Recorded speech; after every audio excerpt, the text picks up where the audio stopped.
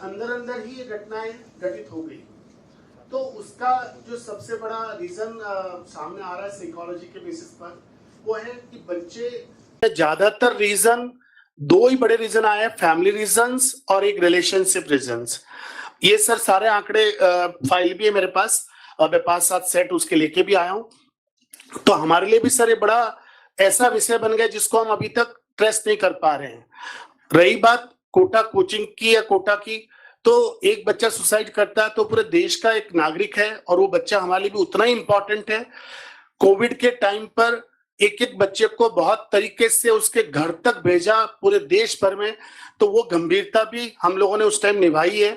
तो इस सुसाइड जैसी चीज के लिए भी सर हम पूरी तरह से गंभीर हैं, और इसमें जितनी बार सरकार की तरफ से, कोटा प्रशासन की तरफ से जितनी गाइडलाइन हमको मिली है 100% हम फॉलो कर रहे हैं।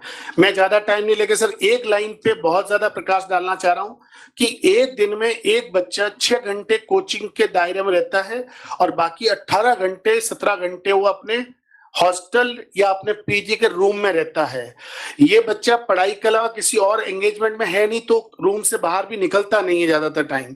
तो उसका जो जिम्मेदारी वाला फैक्टर्स है, उसमें हॉस्टल और पीजी को लामबंद करने के लिए जब तक सरकार की तरफ से पर्टिकुलर प्रोसेस होकर उसके पनिशमेंट और सारी चीजें नहीं होंगी, तब तक वो चीज वहां पर नहीं आएगी।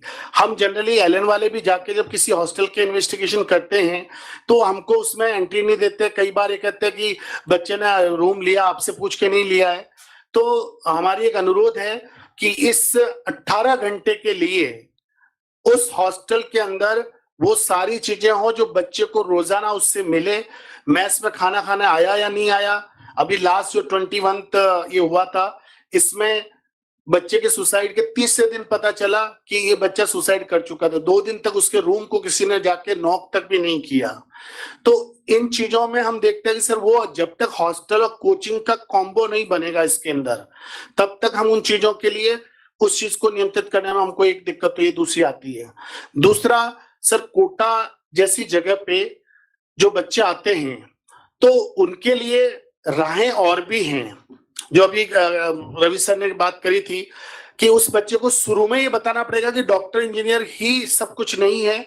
तो उसके लिए सर हम फिर प्रशासन से भी चाहते हैं कि सरकार इसमें ऐसे ऐसे एग्जाम्पल दें। अभी माननीय कलेक्टर साहब कोटा साहब के थ्रू और जो एसपी साहब सरज जी हैं उनके थ्रू कुछ ऐसे सेशंस स्टार्ट किए जिसमें इवन गवर्नमेंट में भी वो अधिकारी जिनके 10th में 2nd डिवीजन थे और वो ISO बने या वो RS बने या उन्होंने अपने अपने सेगमेंट में किया, तो उनसे बच्चों ने काफी सीख ली है। ऐसे सेशन भी हुए हैं। तो सर हमारा इतना सा मानना है कि सरकार इसमें एक 7-8 लोगों का एक दल ऐसा बनाए जो हर महीने बच्चों से मिलके, पेरेंट्स से मिलके, हॉस्टल वालों से मिलके, कोचिंग वालों से मिलने के बाद में पॉइंट्स मीट आउट करें और उन पॉइंट्स का ऑन स्पॉट वहीं पर सॉल्यूशन हो। तो ऐसी उम्मीद है। और सर मैं लास्ट में इतना सा कह रहा हूं कि एलन के बिहाफ पे हम देश के 52 शहरों में कोचिंग संस्थान चलाते हैं, 22 राज्यों में हम चलाते हैं। तो उसके बेसिस पर भी हम आधी स्ट्रेंथ हम बाहर के सेंटर्स पे भी चलाते हैं। तो इस तरह की घटनाएं हम वहां भी देखते हैं। लेकिन अब जैसे पूरे इंडिया में सिर्फ कोचिंग के 5 हब है। सबसे बड़ा हब है हैदराबाद, जहां पर नारायणा चैतन्य जैसे इंस्टीट्यूट के 3-3, 4-4 लाख बच्चे उनके तेलंगाना और आंध्रा के अंदर ही है। उसके बाद 2nd हब बनता है दिल्ली, 3rd बनता है कोटा, फिर 4th बनता है सर लखनऊ, पटना, राजस्थान में सीकर। लेकिन सर ये मैं मतलब एक विनम्र मेरी विनती है कि इन सब जगह कोचिंग संस्थान चलते, लेकिन वहां कोई भी कोचिंग का बच्चा सुसाइड नहीं करता है। सब जगह का स्कोर है 0 और कोटा का स्कोर हमेशा आता है। तो कोटा कोचिंग का बच्चा ही सुसाइड करता है, जबकि NCBR के जो क्राइम के डेटा है, राजस्थान 1 लाख में से 7.2 बच्चों के सुसाइड की टेंडेंसी है। नेशनल एवरेज है 11 और उसमें तेलंगाना का है 22 जो इस एज ग्रुप के बच्चे सुसाइड करते हैं। तो ये कई चीजों का सर जो उसका प्रेजेंटेबल है, कोटा में 3 लाख बच्चे आते हैं तो उसी संख्या के प्रोपोर्शनेट के अंदर ये चीजें होती हैं। सबसे ज्यादा बच्चा आता है सर बिहार का, तो हाईएस्ट सुसाइड के काउंट बिहार की। 2nd आता है यूपी का, 2nd सुसाइड में रेशियो भी जो डेटा है वो यूपी का आते हैं, थर्ड राजस्थान का। तो सर वो डेटा जिस तरह से इंटरनेशनल लेवल पर पिछले 5 सालों में हार्ट डिजीज की रेशियो बढ़ी है, कैंसर की डिजीज बढ़ी है, वैसे मेंटल हेल्थ की डिजीज भी बढ़ी है। तो कई बार ये सब फैक्टर भी उसके अंदर है। लेकिन लास्ट में मैं एक बात और कहूंगा सर कि आज ये पहली इतनी बड़ी मीटिंग होने जा रही है और इस मीटिंग में से हमको जो भी निर्देश मिलेगा उसको हम वैसे के वैसे पालना करेंगे सर। Thank you sir.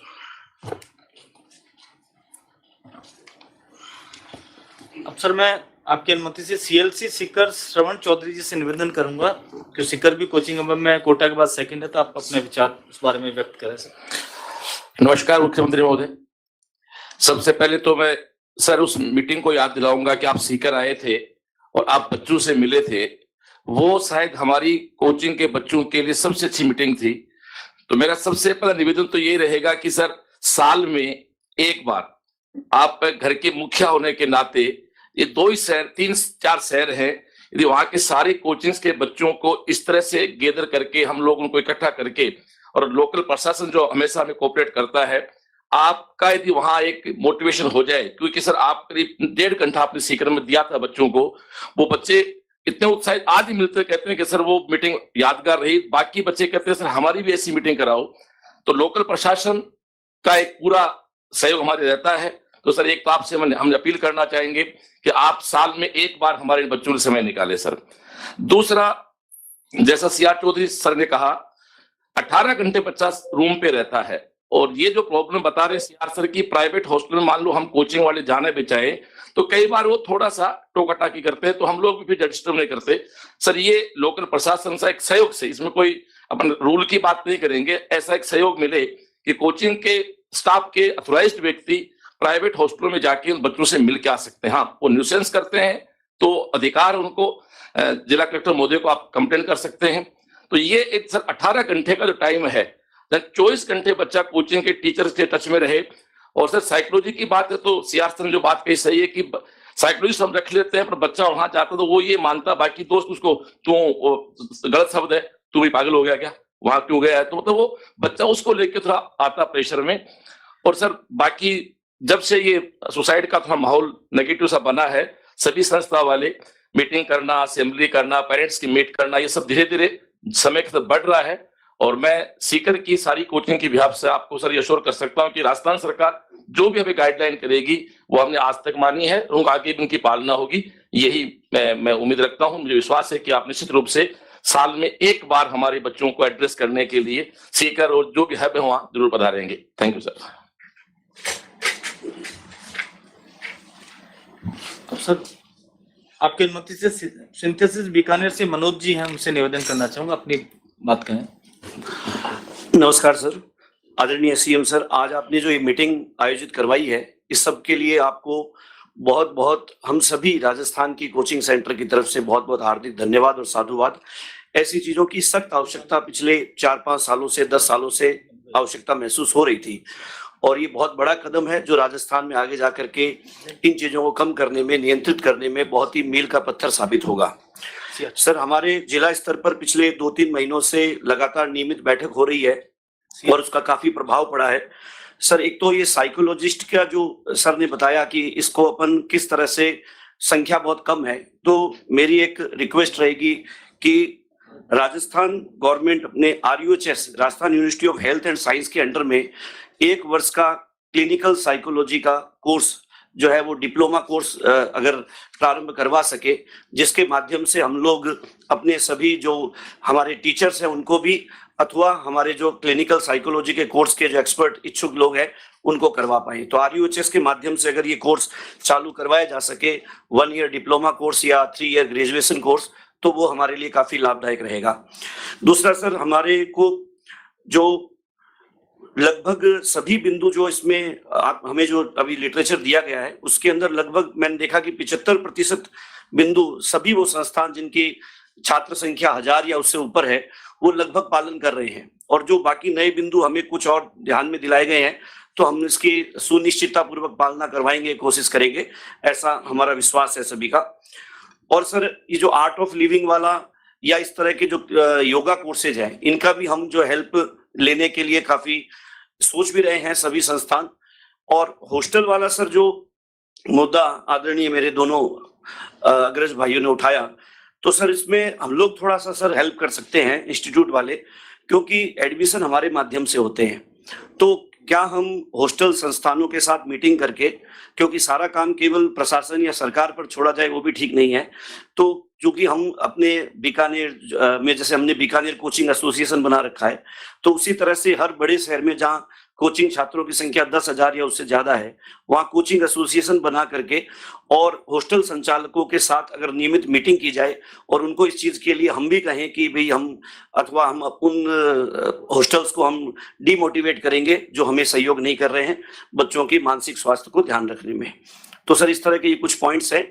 और बाकी सर पुनः आपको बहुत बहुत हार्दिक धन्यवाद। ऐसी मीटिंग नियमित रूप से साल में एक बार अगर करवा दी जाए तो इसके लिए बहुत बेनिफिट होगा। Thank you sir. एक मैं आप लोगों के ध्यान में डालना चाहूँ, ये बैठक लाइव ब्रॉडकास्ट की जा रही है, जिससे आपकी चर्चा ज्यादा से ज्यादा लोग तक पहुंच सके, स्टूडेंट्स भी इसका लाभ ले सके और बाकी लोग भी इसमें लाभ ले सके। अब सर आपकी अनुमति से मैं दृष्टि जयपुर से निवेदन करना चाहूँ, श्री विकास जी से अपनी बात कहें। दृष्टि जयपुर RSIS की कोचिंग कराते हैं। नमस्कार सर।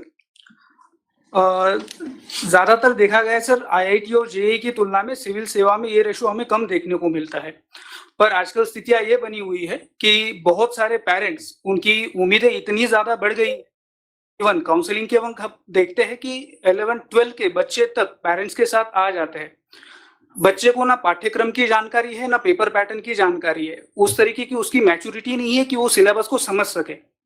फिर भी पेरेंट्स का अतिरिक्त दबाव के कारण वो एडमिशन ले लेते हैं। इसको सबसे पहले तो हमें पेरेंटिंग की काउंसलिंग पे ध्यान देना चाहिए सर। जैसा कि सर ने कहा कि काउंसलर्स की संख्या हमारे पास कम है क्लिनिकल साइकोलॉजी की, तो इसके लिए हम थर्ड पार्टी से भी टाई अप कर सकते हैं या प्राइवेट सेक्टर से भी, दूसरे प्राइवेट सेक्टर से भी सेवाएं ले सकते हैं क्लिनिकल काउंसलिंग के तौर पे। दूसरी चीज सर, अभी ये भले सिविल सेवा में ना देखा जा रहा हो, लेकिन हाँ जिस तरीके से अभी अभिभावकों की अपेक्षाएं बढ़ रही है, अगर आगे चल के मतलब कोई बड़ी बात नहीं कही होगी कि ये चीजें हमें इस पे भी देखने, सिविल सेवा में भी देखने को मिल सकती है।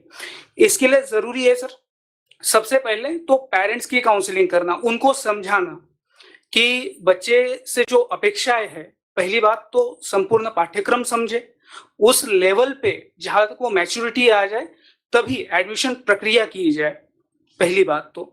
दूसरी, इसमें सबसे ज्यादा अभिभावकों की भूमिका है। ज्यादातर देखा गया है कि क्लासेस में या क्लासेस के एनरोलमेंट के वक्त अभिभावकों की भूमिका स्टूडेंट्स के सिलेबस में, करिकुलम में बहुत ज्यादा रहती है। यहाँ तक कि किसी विषय में अगर स्टूडेंट्स के कम मार्क्स भी आए, वो कम क्यों आए इसकी तुलना में ज्यादा हम वो कम आए इस पे ज्यादा ध्यान देते थे। तो ये चीजें हमें कम करनी चाहिए बजाय कि उस पर अतिरिक्त ध्यान देने के।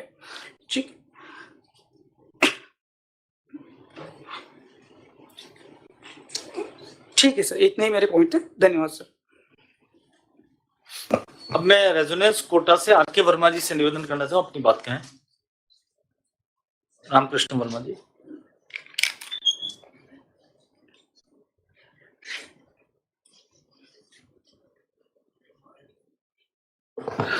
माननीय मुख्यमंत्री महोदय को आज इस मीटिंग के लिए बहुत बहुत धन्यवाद देते हैं पूरे कोटा कोचिंग सिस्टम की तरफ से और राजस्थान के पूरे कोचिंग सिस्टम की तरफ से।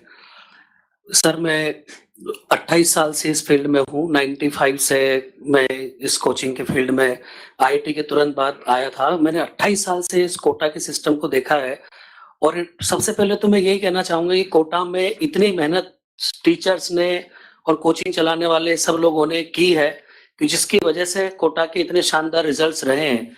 सबने कोटा से शुरुआत की, फिर इसके बाद और जगहों पे शुरुआत हुई और सबकी मेहनत से ये जो कोचिंग इंडस्ट्री है वो अपने आप में मतलब बाहर से बहुत खूबसूरत भी लगती है, लेकिन इसके पीछे बहुत मेहनत की है सब लोगों ने और उस मेहनत की बदौलत आज ये कोचिंग सिस्टम एक तरह से फल फूल रहा है, जिस भी तरह से इसको कहें।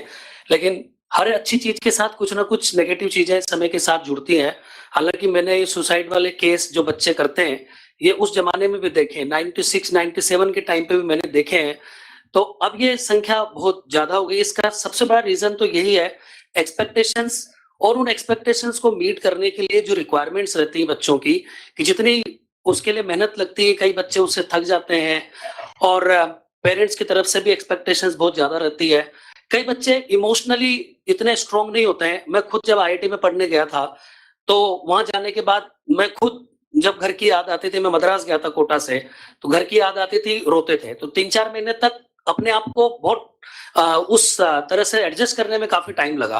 तो कोई भी बच्चा जो घर छोड़ करके आता है, सबसे बड़ी चीज तो वो इमोशनली वो स्ट्रांग बनना ही सबसे बड़ी चीज है। अपने आप को कठिन परिस्थितियों में एडजस्ट करना ही सबसे बड़ी चीज है।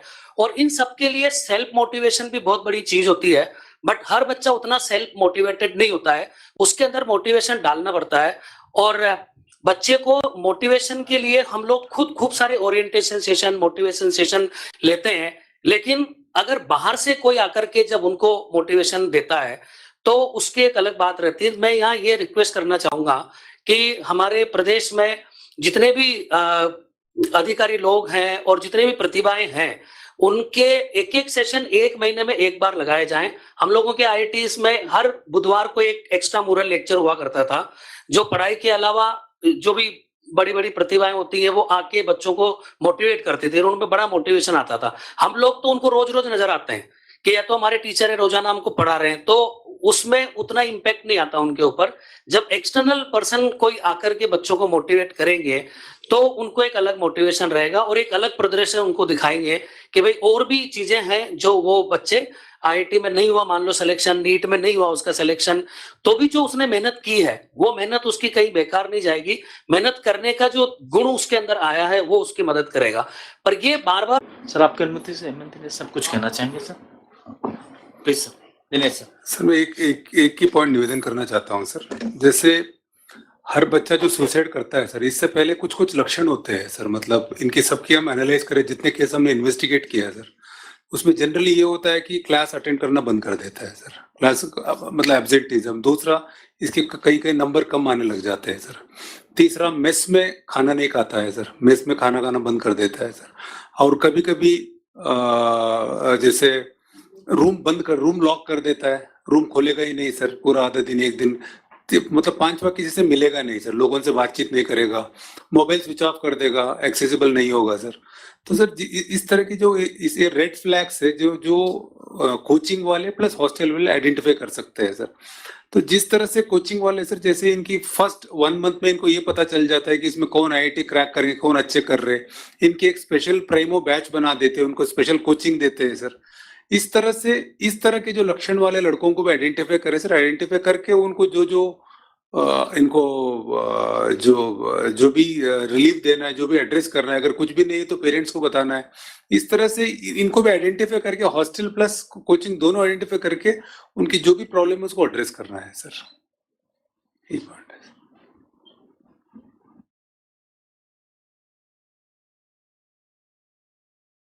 मैं सर श्रीमती जाहिदा मैडम माननीय शिक्षा राज्य मंत्री जी इस संबंध में अपने उद्बोधन विचार व्यक्त करने का निवेदन करना चाहूंगा। आदरणीय अशोक गहलोत साहब, आदरणीय शांति धारीवाल जी, बीडी कल्ला साहब, Rajendra Yadav ji, CS ma'am, DG साहब और यहाँ पे मौजूद सभी अधिकारीगण, कोचिंग सेंटर्स के संचालक, कलेक्टर साहिबान, सीएम साहब, मेरा ये सोच है कि बचपन से ही अगर हम बच्चों को और पेरेंट्स को उनके साथ में उनकी काउंसलिंग करें तो वो ज्यादा अच्छा रहेगा, क्योंकि हमारे दिमाग पे भी ये प्रेशर आजकल पेरेंट्स के ज्यादा आ गया है कि पढ़ाई पढ़ाई पढ़ाई, या फिर बच्चे मोबाइल पे लगे रहते हैं। अगर मैं अपना बचपन को अगर याद करूं तो हमारे टाइम पे हम स्कूल के बाद आके सीधा खेलने थोड़ी देर बाद चले जाते थे रेस्ट करके। आजकल के बच्चे तो मेरे ख्याल से किसी के भी घर से बाहर निकलते ही नहीं है खेलने के लिए। और पेरेंट्स को भी ये है कि लाइफ इतनी बिजी हो गई है कि हमें जो माँ से और घर के न्यूक्लियर फैमिलीज हो गई हैं, जब जॉइंट फैमिलीज थी तो माँ अगर बाप मौजूद नहीं होते थे तो दादा दादी होते थे, चाचा चाची होते थे, कोई ना कोई घर का मेंबर मौजूद होता था। आज के जमाने में सिर्फ सर्वेंट्स के ऊपर बच्चे रह गए अगर हम एक तरीके से देखें तो। इसके लिए बहुत ज्यादा जरूरी है कि हम लोग काउंसलिंग करें। ये और बचपन से ही अगर जैसे कि प्रवेश उत्सव में हम लोग आपने ये करा है कि मतलब पेरेंट्स भी आए, प्रवेश उत्सव मनाएं और उनके साथ टीचर्स भी मिक्सअप हो, चौपाल पे जाएं और नो बैग डे। मैं आपका शुक्रिया अदा करना चाहूंगी कि आपने ये एक ऐतिहासिक काम करा था नो बैग डे देके, क्योंकि पढ़ाई के अलावा एक दिन आपने खेलने के लिए और एक्टिविटीज के लिए जो दिया है उससे एक नया आयाम शुरू होगा और ये अपने आप में मील का पत्थर भी साबित होगा। इसी तरीके से मैं इनसे भी रिक्वेस्ट करना चाहूंगी अपने कोचिंग सेंटर वालों से कि आप लोग भी सिर्फ पैसा बनाने की मशीन ना बने। जब बच्चा आपके पास एडमिशन लेने के लिए आता है तो मेरी आप लोगों से रिक्वेस्ट है कि उसका टेस्ट करिए आप, IQ लेवल बच्चे का क्या है, उससे आपको पता चल जाएगा कि बच्चा वाकई इंजीनियरिंग कर सकता है, IAS बन सकता है या क्या कर सकता है। नियर अबाउट थोड़ा थोड़ा आइडिया टीचर्स को हो जाता है। तो मैं आपसे यही कहना चाहूंगी, आप बच्चों का टेस्ट लेके उनके पेरेंट्स की फिर काउंसलिंग करें। जरूरी नहीं है कि आप सिर्फ यही कहें कि हम IAS बनाएंगे, IPS बनाएंगे।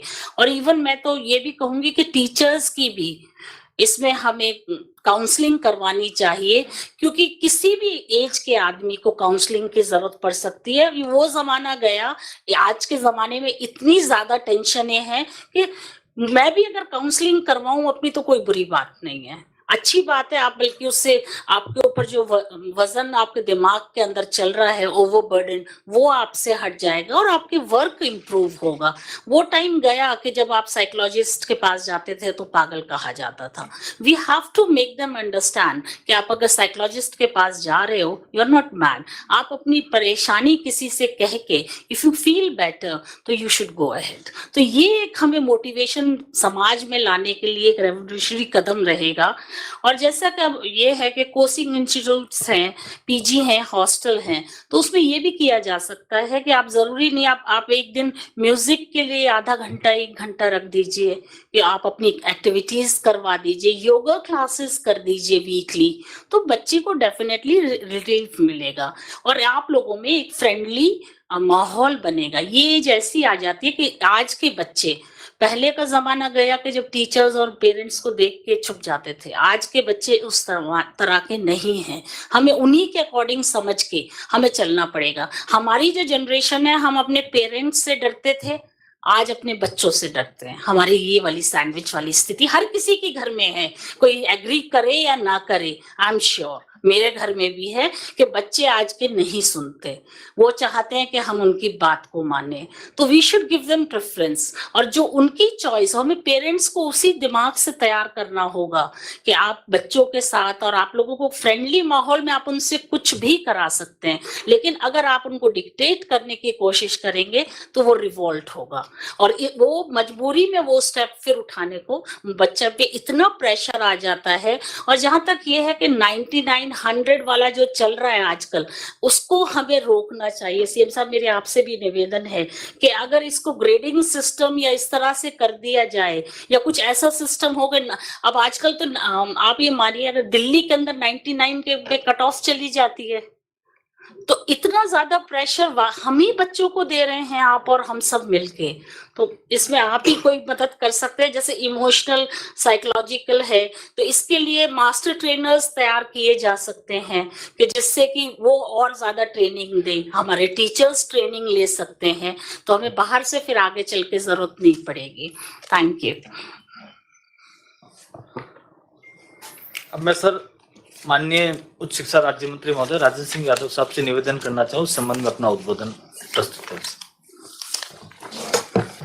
माननीय मुख्यमंत्री साहब, आदरणीय शांति धारीवाल जी, आदरणीय BD कल्ला जी, जाहिदा जी, चीफ सेक्रेटरी साहिबा, DG साहब, हमारे कुलदीप राका जी, अरोरा जी, तमाम उपस्थित हमारे सभी अधिकारीगण, सभी कोचिंग इंस्टीट्यूट से आए हुए हमारे कोचिंग संस्थानों के विभिन्न पदों पे सचित सभी सज्जन, VC पे जुड़े हुए सभी कलेक्टर्स और साथीगण, वाकई विषम परिस्थिति है इसमें माननीय मुख्यमंत्री जी ने समय समय पर संज्ञान भी लिया, कोर्ट्स ने भी इसमें अलग अलग व्यू दिए हैं। 11 नवंबर 2022 को एक विस्तृत गाइडलाइन भी निकाली गई राज्य सरकार की तरफ से। उसमें सभी कोचिंग वालों ने भी सहयोग किया और हमारे कलेक्टर्स ने, और ये एक रास्ता थोड़ा निकला। इसके बाद चिंतन शिविर में 16-17 जनवरी 2023 को इस पे दोबारा रिव्यू हुआ।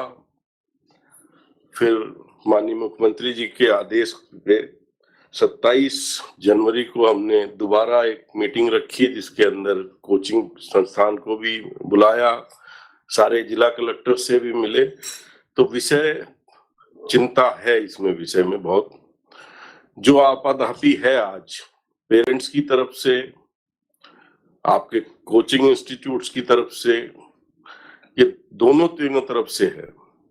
आपके जो विज्ञापन है, मार्केटिंग का तरीका है, वो भी कहीं ना कहीं पेरेंट्स को आकर्षित करता है। और कौन पेरेंट नहीं चाहेगा कि उसका बच्चा अच्छे पद पे जाए या अच्छी जगह नहीं पहुंचे। फिर हम लोग, जैसे बहन जायदा कह रही थी, फिर हम लोग उसमें लोडिंग करते हैं। वो पेरेंट्स कर्जा लेके आए, पेरेंट्स कैसे भी लाए, और किसी भी तरीके से किस परिस्थिति में है वो बच्चे को तैयारी कराता है। और ये पूरे देश में समस्या है। जो 11वीं 12वीं तक बच्चे की ग्रोथ की उम्र होती है, उसका मानसिक विकास का टाइम होता है, उसको खेलने का, उसको दिशा किस तरफ जानी है, उस समय उस पे हम नंबर का दबाव डालते हैं। माननीय मुख्यमंत्री जी ने कोचिंग के लिए अलग अलग योजनाओं में विभिन्न जो बच्चे नहीं जा पाते उनके लिए पिछड़े वर्ग में अलग, जो वीकर सेक्शन में, उस चीज को देखते हुए बहुत बड़ा जो है उसमें सहयोग भी किया है। 30,000 के लगभग बच्चे कोचिंग में राज्य सरकार की तरफ से जा रहे हैं। जरूरत भी बन गई है आज, दोनों बातें। मगर जैसे अभी सभी कोचिंग इंस्टीट्यूट्स ने कहा कि हमारे पास बच्चा 8 घंटे रहता है, तो आप 8 घंटे में बच्चे को रख के जिम्मेदारी से बाहर नहीं हो जाते। आपकी जिम्मेदारी बनती है, आप जब बच्चा लेते हैं तो निश्चित तौर पे उसका मन क्या है, जैसे हमारे दिनेश एमएन जी ने कहा कि बच्चे के अंदर सिम्टम्स आ जाते हैं कि उसके इलनेस आती है, उसके अंदर होम के लिए अलग से आता है, जो हॉस्टल में बच्चे या बाहर रहते हैं, तो उसको कहीं ना कहीं कोई मैकेनिज्म तैयार करना चाहिए हमें सबको मिलकर सहयोग करके, कि वो कहीं अगर बीच में ब्रेक आता है तो पता लगना चाहिए कि यहाँ ब्रेक हुआ, जिसकी वजह से ये तकलीफ आ रही है। मगर क्योंकि नंबर इतना बड़ा है स्टूडेंट्स का, लगभग मेरे ख्याल 10 लाख से ऊपर कोटा में ही होंगे बच्चे बाहर के आकर के वहां, 2-2.5 लाख, तो नंबर सारे स्टेट में होगा बड़ा। 2-2.5 लाख भी कैटर करना कोई आसान काम नहीं है, जिसमें बाहर के बच्चे हैं, पीजी में रहना या जहां हैं। तो ये जो समस्या है, इसमें कहीं ना कहीं कोई ऐसा जोड़ होना चाहिए कि भाई कुछ जो ये पेइंग गेस्ट या जो हॉस्टल्स चलाते हैं इस तरीके के, उनके अंदर भी कोई इस तरीके का प्रावधान हो कि वहां जो बच्चा रहता है तो वो कोचिंग इंस्टीट्यूट वाला उनके टच में रह सके। जो आप कह रहे थे कि वहाँ हॉस्टल्स वगैरह में एंट्री नहीं मिल पाती या कोई प्रॉब्लम होती है, तो जब तक वो कोऑर्डिनेशन नहीं होगा, मान लो कोचिंग में बच्चा थोड़ी देर आया, वो सुस्त है, कहीं ना कहीं उसके अंदर कोई तकलीफ है, तो वो उस बात की इंफॉर्मेशन वहां उनके यहाँ भी जाए, हॉस्टल वालों में भी। हॉस्टल वाले तो सिर्फ मेरे को जो लगता है वो पैसा लेकर के उनका खाना पूर्ति हो जाती है। 2 दिन में, जैसे बता रहे थे, 2 दिन तक वो बच्चा की डेथ हो गई और 2 दिन तक किसी को पता ही नहीं लगा वहां। तो कहीं ना कहीं जिम्मेदारी और पेरेंट्स की भी मैं कहना चाहूंगा इसमें थोड़ी रहती है कि 11वीं 12वीं में बच्चा जब घर से बाहर आता है तो उस समय स्थिति बड़ी विकट हो जाती है, और पेरेंट्स एक बार छोड़ने के बाद 2-2, 3-3 महीने उसकी सुध नहीं लेते, तो वो स्थिति गंभीर है। तो पहली बात तो आपको कोचिंग के अंदर इस तरीके से कि बच्चे का मन क्या है, ये निश्चित तौर पे बच्चों के लिए है कि जब वो शुरुआत में ध्यान नहीं देते, बेसिक ज्यादातर जब बच्चा 8वीं 9वीं में आता तब उसको डॉक्टर, इंजीनियर जो भी आगे बढ़ाना चाहते हैं, तब एकदम उसके दिमाग में वो चीजें ठूसने का काम होता है और उसके लिए आपके जो विज्ञापन आते हैं, फिर मैं कहूंगा वो पढ़ के कोई ना कोई उस पे आकर्षित होकर के ज्यादा इस तरफ भागते हैं। बहुत से पेरेंट्स का जो जैसे बता रहे हैं चिट्ठियां लिखी हैं बच्चों ने मरने से पहले और चीजें आई हैं, कोई आर्थिक स्थिति बहुत की ठीक नहीं और उस कंपटीशन में भेजते हैं। बच्चा वहां बैठ के अकेले में सोचता है कि इतना पैसा मेरे पिता ने खर्चा, मैं वहां पहुंच नहीं पा रहा जो वो चाह रहे हैं। वो कई चीजें हैं जिसमें माननीय मुख्यमंत्री जी ने खेलने के लिए भी जैसे माहौल बनाया है, पूरे प्रदेश में खेलों के लिए विभिन्न जगह खेल मैदान बनाए हैं, बच्चों के अंदर नई आए तो गांव तक, पंचायत लेवल तक खेलने का एक नया चला है और लाखों बच्चे इसमें मैं देख रहा हूँ काफी जुड़ रहे हैं। तो उसी तरह का माहौल आपको कोचिंग इंस्टीट्यूट्स में भी, चाहे आप 4 घंटे कोचिंग कराओ, 5 घंटे कोचिंग कराओ, उसके बाद उनको कोई खेलने का घंटा 2 घंटा वापस कैसे जोड़ सकते हैं, इसके ऊपर भी आपको ध्यान देना चाहिए। फीस के मुतालिक भी मैं कहना चाहूंगा कि उसके भी कोई पैरामीटर होने चाहिए जिसके अंदर आपकी कॉस्टिंग कितनी है, आपके मार्जिन कितने हैं और आप बच्चों से जो वहां जो खर्चे आपके आते हैं उसके बाद वहां क्या अपग्रेडेशन के लिए रखते हैं। खाली यही नहीं कि आपने अपना मार्जिन रख लिया या बच्चों के ऊपर भी उस तरीके का जैसे खेलने का, योगा का जो है वो भी उसमें आप पूरा एक रोड मैप बनना चाहिए उसके ऊपर। ये हमारी और आपकी साझा जिम्मेदारी है। आज हम नई पीढ़ी को जो दिशा देना चाहते हैं उसमें एक तो नंबर का खेल खत्म होना चाहिए। बच्चा, बहुत सी ऐसे बच्चे हैं मैं देखता हूँ जो दूसरे फील्ड में बहुत अच्छा जाना चाहते हैं मगर पेरेंट्स चाहते नहीं वो डॉक्टर ही बने, इंजीनियर ही बने या सिविल सर्विसेज में आगे जाए। तो ये सारी चीजों के ऊपर बारीकी से कोई मैकेनिज्म तैयार करने की जरूरत है और हम और आप ये जो सुझाव दिए हैं अभी आपने, उसके ऊपर भी और गौर करेंगे और आपसे भी कोई और ऐसे सुझाव हो तो हमारा विभाग इसके लिए तैयार है। जब भी आप संपर्क करना चाहें, कोई आपको ऐसी चीज समझ में आती है जो जनहित की है या आपकी कोई वैसी समस्याएं जहां कोई है, तो उसके लिए भी हम तैयार हैं। मगर शिक्षा के अंदर कोचिंग का अब जो प्रचलन हो गया, जरूरत हो गई, उसको देखते हुए, क्योंकि भावनाएं आज पेरेंट्स की भी आपके प्रति अच्छी नहीं है कोचिंग के प्रति। जब भी हमारे पास शिकायत आती है, बात होती है, तो वहां भी आपको सुधार की जरूरत है। इन्हीं शब्दों के साथ मैं अपनी वाणी को विराम देता हूं। आज जो मीटिंग बुलाई साहब ने, मैं उसके लिए भी बहुत बहुत आभार व्यक्त करता हूं। धन्यवाद। धन्यवाद सर। अब सर आपकी अनुमति से मैं डॉक्टर त्यागी, प्रोफेसर साइकेट्री, वीसी से जुड़े हैं सर, उनसे अपने विचार इस संबंध में व्यक्त करने का अनुरोध करना। Doctor Tyagi ji, please sir. कौन करते हैं सर?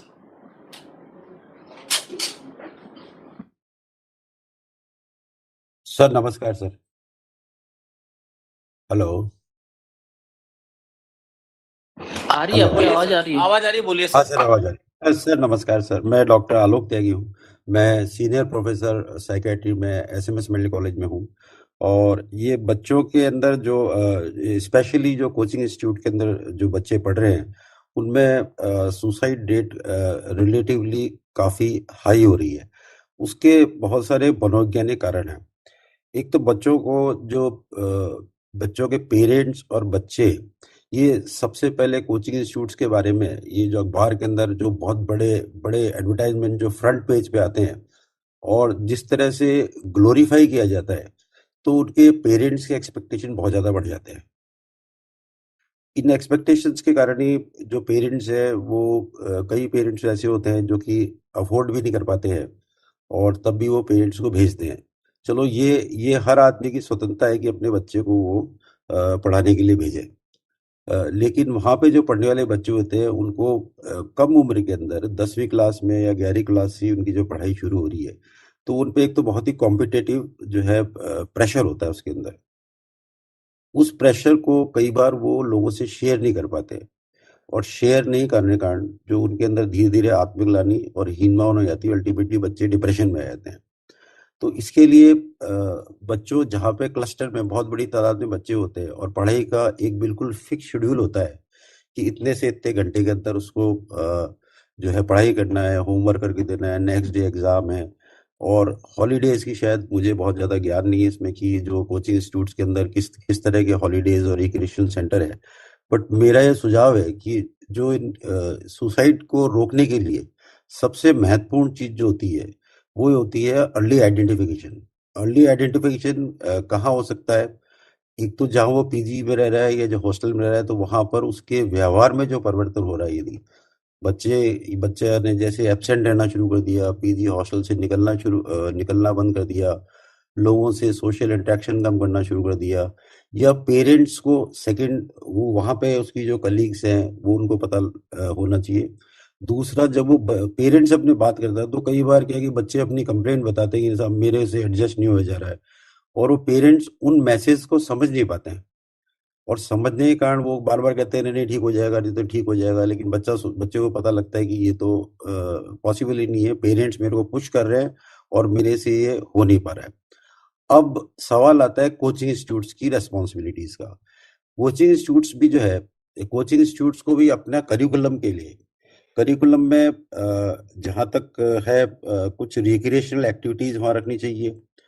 बच्चों को आइडेंटिफाई करने के लिए वेलनेस सेंटर खोले जा सकते हैं। उन वेलनेस सेंटर के अंदर काउंसलर की अपॉइंटमेंट, मेरे हिसाब से हर कोचिंग इंस्टीट्यूट के अंदर एक काउंसलर होना चाहिए। बच्चा क्या होता है, 10वीं क्लास से 12वीं क्लास तक का लड़का बहुत ही छोटा होता है और वो बहुत इजीली लोगों से अपने क्लासमेट से शेयर कर ले, ये डिफिकल्ट काम होता है। तो जैसे ही कोचिंग इंस्टीट्यूट में एडमिशन हो तो सबसे पहले ओरिएंटेशन प्रोग्राम बहुत ही अच्छा स्ट्रांग होना चाहिए, जिसमें कि पेरेंट्स को भी बताया जाए और काउंसलर से भी उसकी इंटरेक्शन होनी चाहिए, पेरेंट्स की भी इंटरेक्शन होनी चाहिए, जो कि वार्निंग साइंस बताए। और बीच बीच में रैंडमली या बिल्कुल एक आप गुप्त नंबर देके रखें या पर्सनली मिलने, कई लोग रूबरू नहीं मिलने जाते, उन्हें शर्म आती है कि हम जो है काउंसलर साइकियाट्रिक के उसमें जा रहे हैं, तो उनको नंबर भी दे के रखें और उन्हें जल्दी आइडेंटिफाई करें। वेलनेस सेंटर्स में काउंसलर 100% होना चाहिए जिससे बच्चा शेयर कर पाए। दूसरा, जब पीजी में रहता है तो पीजी के अंदर भी बहुत सारे लोग आइसोलेट रहना शुरू कर देते हैं, तो वहां पे पीजी में जिसका भी पीजी है या हॉस्टल है उसको उनके पेरेंट्स को इन्फॉर्म करना चाहिए, as well as coaching institute को भी इन्फॉर्म करना चाहिए। साथ में एक बहुत बड़ी समस्या देखी है कि जैसे कि अब कोटा का जिक्र किया जाए तो कोई आदमी सीकर से, झुंझुनू से कोटा में कोचिंग लेने आया हुआ है। अब बच्चा यदि बीमार पड़ गया तो वहाँ पे उसके लिए एक डॉक्टर्स की लिस्ट घोषित करनी चाहिए वहाँ पे। लेकिन बाकी बच्चे भी पढ़ रहे हैं, यदि उसको हॉस्पिटलाइज किया जा रहा है तो उसके साथ रुकने वाला कौन है? उसका पेरेंट तो 2 दिन बाद आने वाला है। तो कोई भी केयर टेकर वहां पर अभी तक देखा गया है कि जैसे कोई बच्चा बीमार पड़ जाए तो उसका साथी तो आदमी जाएगा ही नहीं, उसका साथी बच्चा कैसे जाएगा? वो क्लास 3 दिन कैसे छोड़ देगा, 2 दिन कैसे छोड़ देगा? तो कोचिंग सेंटर्स को ये प्रावधान करना चाहिए कि बच्चा यदि शारीरिक रूप से बीमार पड़ रहा है, वो क्लास तो छोड़ ही रहा है लेकिन वो अकेला है, उसका साथी उसके साथ नहीं जा रहा है, 2 दिन ही क्लास नहीं छोड़ सकता, तो केयर टेकर्स को उनको अपॉइंट करना चाहिए। और अभिभावकों को भी बीच बीच में बुला के अपनी पेरेंट की प्रोग्रेस उनको पूछनी चाहिए। और साथ में एब्सेंटिज्म एक बहुत इंपॉर्टेंट चीज है। एब्सेंटिज्म यदि क्लास से है तो वो इमीडिएटली इंस्टीट्यूशन की जिम्मेदारी, क्योंकि वो इंस्टीट्यूशन के लिए वहां शिफ्ट हो गया है। तो हम ये नहीं कह रहे कि इंस्टीट्यूशन जो है कोई बहुत गलत काम कर रहे हैं, लेकिन इंस्टीट्यूशन को कुछ जिम्मेदारी तो लेनी ही चाहिए कि भाई यदि हमारे यहाँ बच्चा रहा है तो हम उसका पूरा ध्यान रखें। और एक तीसरी चीज ये है कि ये जो पैसे वाला जो इशू है, जिसमें कि कई बार लोगों को ये लगता है कि हमने यदि छोड़ दिया तो हमारे पेरेंट्स के ऊपर जो बहुत ज्यादा छोड़ेंगे तो हम बहुत ज्यादा ट्रबल में आ जाएंगे, न तो हमने ये किया और न हमने किया, वी आर डूम्ड, मतलब न तो हमने पढ़ाई की न हमारे पैसे भी डूब गए। तो ये कुछ ऐसे प्रोविजन बच्चे को पहले से पता होना चाहिए कि नहीं, मैं बीच में इस जगह छोड़ सकता हूँ और मेरे को जो है आसानी से कोई बड़ी दिक्कत नहीं होने वाली है। तो ये समस्या जो सुसाइड की है, जहाँ भी कोचिंग इंस्टीट्यूट्स हैं, भले वो जयपुर में हो, भले वो कोटा में हो, भले कहीं भी पूरे स्टेट में कहीं पे भी हो, वहाँ पर बहुत अच्छी काउंसलिंग, बहुत अच्छा इंटरेक्शन शुरू से हो, ओरिएंटेशन प्रोग्राम्स हो, हेल्थ सेंटर्स बने हो, वेलनेस सेंटर बना रखे हो, जिनसे कि आपस में इंटरेक्शन बहुत अच्छा हो। इजीली वहां से एग्जिट के लिए चाहे तो इंश्योरेंस पॉलिसी कर दे, वो इंश्योरेंस पॉलिसी विदेशों में होती है, आपने ट्यूशन फीस पे की है, आप उसमें से एग्जिट करना चाहते हैं तो इंश्योरेंस पॉलिसी ले लीजिए, और या कोई रूल्स रेगुलेशन ऐसे बने जैसे कि एक कोचिंग इंस्टीट्यूट जो है वो जितने टाइम के लिए इसने पढ़ाई करी है तो वापस कर दे, ताकि ये मनी का जो सफोकेशन होता है ये ना तो बच्चे को ना पेरेंट को हो। और इसके अलावा बहुत सारे फैक्टर्स हैं जिन्हें एजुकेशन डिपार्टमेंट या अन्य डिपार्टमेंट जो है इसकी मॉनिटरिंग कमेटीज तो डिस्ट्रिक्ट लेवल पे, जहाँ पे कोचिंग इंस्टीट्यूट है डिस्ट्रिक्ट लेवल पे भी होनी चाहिए और स्टेट लेवल पे भी इसकी मॉनिटरिंग आवश्यक है। Thank you sir.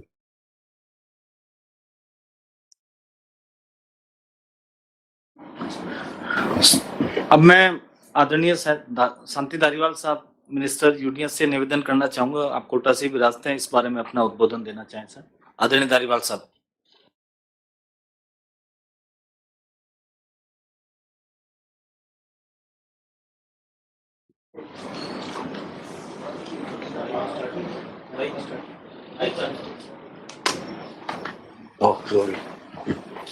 यादव साहब तथा मैडम, सीएस मैडम और सभी अधिकारीगण तथा कोचिंग इंस्टीट्यूट से आए हुए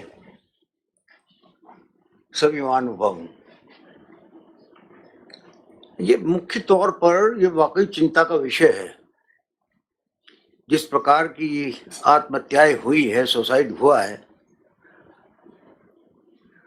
इसके पीछे मुख्य कारण जो मुझे नजर आता है, क्योंकि पहले के सालों में क्या होता था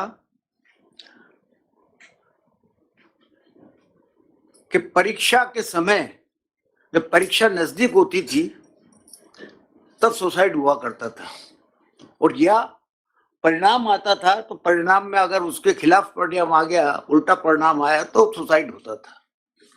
अब ये देखने को मिलता है जो वाकई चिंता का विषय है, और ये बिल्कुल नई चीज हो गई कि जो ही लड़का एडमिशन के लिए आता है तो 15-20 रोज में ही वो सुसाइड कर लेता है। तो इसका क्या कारण है? अपन कहते हैं कि साहब वेलनेस सेंटर होना चाहिए, फुटबॉल का ग्राउंड होना चाहिए, ये होना चाहिए, उसकी आउटिंग होनी चाहिए, ये होना चाहिए, वो होना चाहिए, लेकिन वो 15 दिन के अंदर अंदर क्यों सुसाइड कर लेता है? और कई बार तो ये देखा गया है कि स्टूडियो अपार्टमेंट में रह करके उसके माँ बाप के साथ लड़का रह रहा है और फिर सुसाइड कर रहा है। कभी माँ रहती है, कभी भाई रहता है उसके साथ, और फिर भी सुसाइड करता है। तो मुख्य कारण इसका यही है कि बच्चे की क्षमता के से ज्यादा अभिभावकों की अपेक्षा है। मुख्य कारण ये है। अपन 10 कारण देख लें, आखिर में नतीजा यही निकलेगा कि साहब माँ बाप जो है उनका मेंटल प्रेशर उस पर इतना बनता है कि जिसकी वजह से वो सुसाइड करता है। और या जिस हॉस्टल में वो रहता है, जिस हॉस्टल में रहता है वहां पर कुछ अच्छे स्टूडेंट्स रहते हैं। अच्छे स्टूडेंट्स का मतलब ये कि वो पढ़ाई में बहुत तेज है और वो अपने आप को कमजोर महसूस करता है। जब वो कमजोर महसूस करता है तो उसमें हीन भावना आना चालू हो जाती है, और वो धीरे धीरे, चूंकि उसकी काउंसलिंग उस वक्त नहीं होती, अगर उसकी उस वक्त काउंसलिंग हो जाए कि ये लड़का कमजोर है, इस कमजोर की काउंसलिंग होनी चाहिए, तो न तो अपने पास इतने काउंसलर्स हैं, न अपने पास इतने साइकोलॉजिस्ट हैं।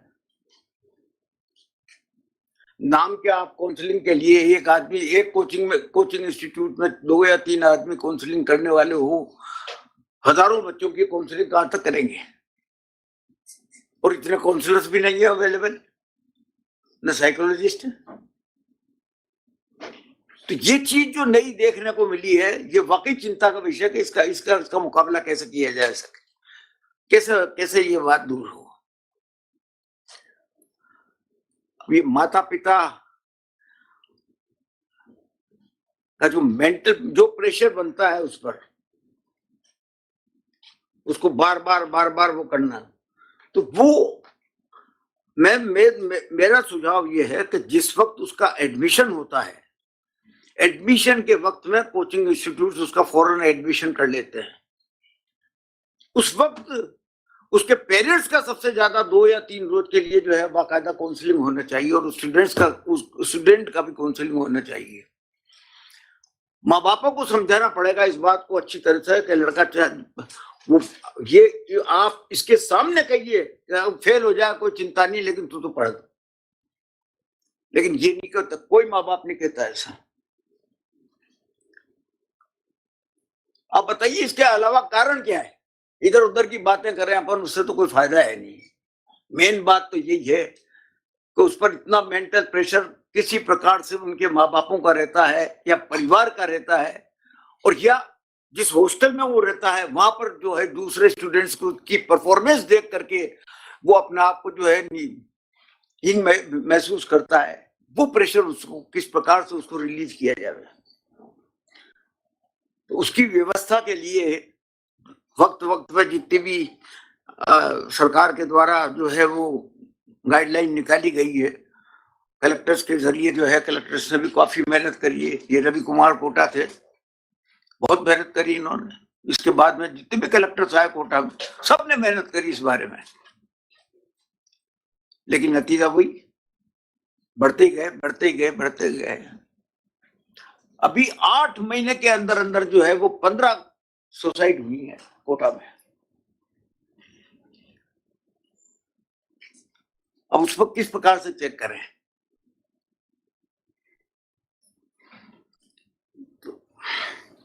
दूसरी बात ये भी है, सोशल मीडिया है, सोशल मीडिया के साथ साथ गेम्स हैं, और फिर ये अन्य तरह के एडिक्शंस है, वो भी लड़के पे प्रेशर डालते हैं। तो मोटी बात ये, चाहे वो हॉस्टल में रहता हो चाहे वो पीजी में रहता हो,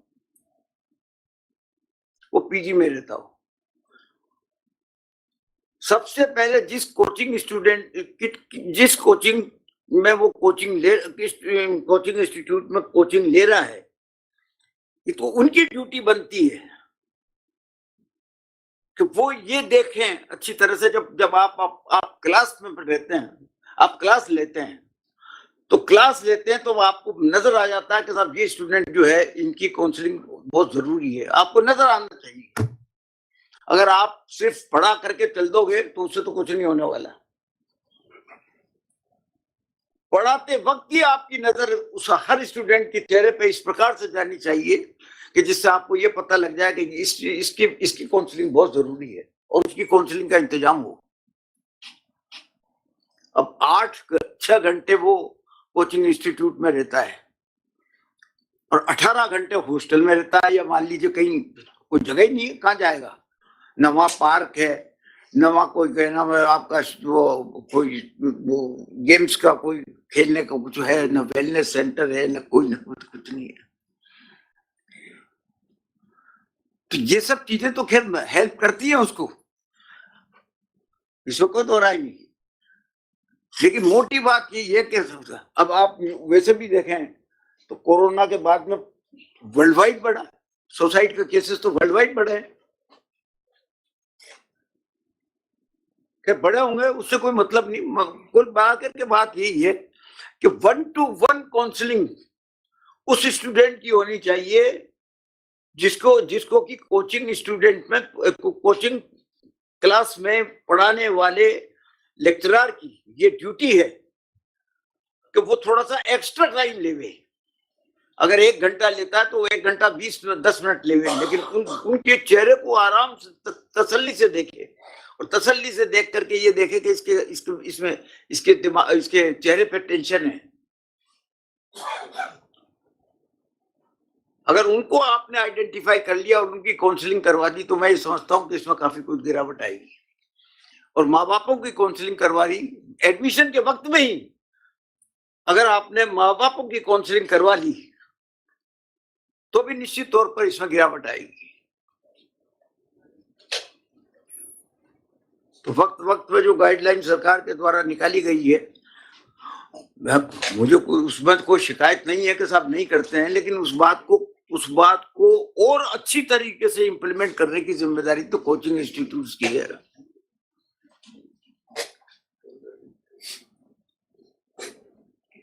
आप बोले। मैं आपकी अनुमति से सर नवीन जैन, शासन सचिव स्कूल शिक्षा से निवेदन, स्कूल माध्यमिक शिक्षा निवेदन करना चाहूँ। इस संबंध में इन्होंने भी कुछ प्रयास किए, बताएं सर। सर मैं आपकी परमिशन से ये पॉइंट सामने लाना चाहता हूं सर कि बच्चा चाहे 6 या 8 घंटे कोचिंग सेंटर में रहे और 16-18 घंटे वो हॉस्टल में रहे, हमें ये देखना पड़ेगा सर कि प्रॉब्लम का जनरेशन कहाँ से हो रहा है। समय फैसला नहीं करता सर, मेरा सोर्स ऑफ स्ट्रेस कहाँ से आ रहा है। मुझे हॉस्टल में खाना खाने से या वहां रहने से स्ट्रेस थोड़ी हो रहा होगा, या मुझे उस रूटीन से स्ट्रेस हो रहा है जहां से मैं संबंधित हूँ। सर जो बहुत सारे होर्डिंग्स हैं, हम किसी भी शॉपिंग मॉल में कोटा में चले जाएं सर, हम किसी भी मॉल में घुसते हैं, सबसे पहले वहां पे टॉपर्स की फोटोएं लगी होती है। मैंने कोई मॉल ऐसा नहीं देखा जहां मैंने टॉपर्स की फोटो नहीं देखी, ओनली टॉपर्स की फोटो मैंने देखी है।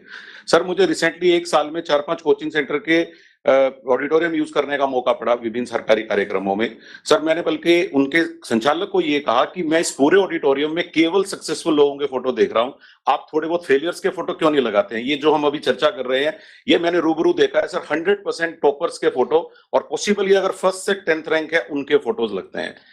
तीसरा सर स्पेशल बैचेस बनाए जाते हैं सर, जो बच्चे टॉपर होते हैं उनके स्पेशल बैचेस बनते हैं। ये बिल्कुल क्लियर कट बच्चे को बताया जाता है you are not doing well, क्योंकि सर हमें भी सिफारिश के लिए फोन आते हैं कि सर आप इसमें हमारे बच्चे का करा सकते हैं क्या। तो ये क्लियर है सर कि बच्चे को ये पता लग जाता है कि I am not doing well. मैं अपने पीयर प्रेशर ग्रुप्स के ऊपर बनता है सर कि मैं मेरे साथ वाले बच्चों से पीछे रह गया हूं, मेरे शहर वाले बच्चों से पीछे रह गया हूं और मैं लगातार पीछे चल रहा हूं। अब सर शायद चाहे वो अपने भाई के साथ रहे, चाहे फैमिली मेंबर के साथ रहे, वो उसकी एक पर्सनल लड़ाई है सर, क्योंकि वो उसे जताया जा रहा है। सर अच्छा रिजल्ट लाने वाले, रैंक लाने वाले टीचर्स को BMW देने की फोटोएं जब आती है तो बच्चा समझ जाता है कि सक्सेस सेलिब्रेट होता है, फेलियर सेलिब्रेट नहीं होता सर, कोई कंसोल भी नहीं करता।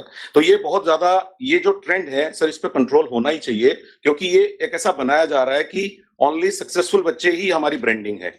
और अभी भी ये बात आई भी है सर, फ्रंट पेज पूरा उस बच्चे के फोटो से ढका होता है। अगर एक ऑर्डिनरी बच्चा उसको ये लगता है कि मैं यूजलेस हूं, ये फीलिंग लगातार शॉपिंग मॉल में आ रही है, रेस्टोरेंट में आ रही है, घर में आ रही है, बाहर आ रही है, अखबार में आ रही है, सोशल मीडिया भरा हुआ है सर ऐसे टॉपर्स के फोटो से। हमें भी पता लग जाता है कि साल किसने टॉप किया है। सर दूसरी बात मैं ये कहना चाह रहा हूं, पहले बच्चे को 11th में तैयारी कराने लगे थे सर कि 11th में बच्चा कोटा आ गया।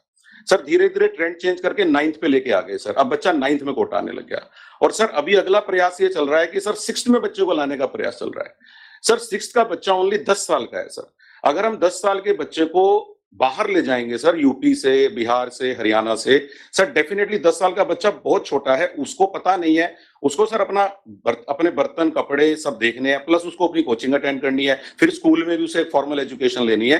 तो सर ये देखा जाना चाहिए सर, क्या हमें इसको अलाउ करना चाहिए कि 6th का बच्चा ही कोचिंग शुरू कर रहा है और स्कूल अफेक्ट हो रहा है उसकी वजह से, क्योंकि schooling is not main, schooling आपको करा देंगे, आप तो कोचिंग पे फोकस करिए, क्योंकि आपका 12th के बाद का रिजल्ट मैटर करता है। तो सर इस पे डेफिनेटली हम लोग कुछ कर सकते हैं कि 10 साल के बच्चों को कोचिंग में घुसाना ठीक है कि नहीं। तीसरा सर एक चीज और है सर कि 30% से 40% जो हॉस्टल्स हैं सर वो कोचिंग सेंटर ही रन करता है। जो भी एक बात आई ना सर कि हॉस्टल घुसने नहीं देते हैं या वो नहीं करने देते हैं, 30 to 40% हॉस्टल्स में कोचिंग सेंटर का रोल है sir, directly indirectly they are running them, they are managing them.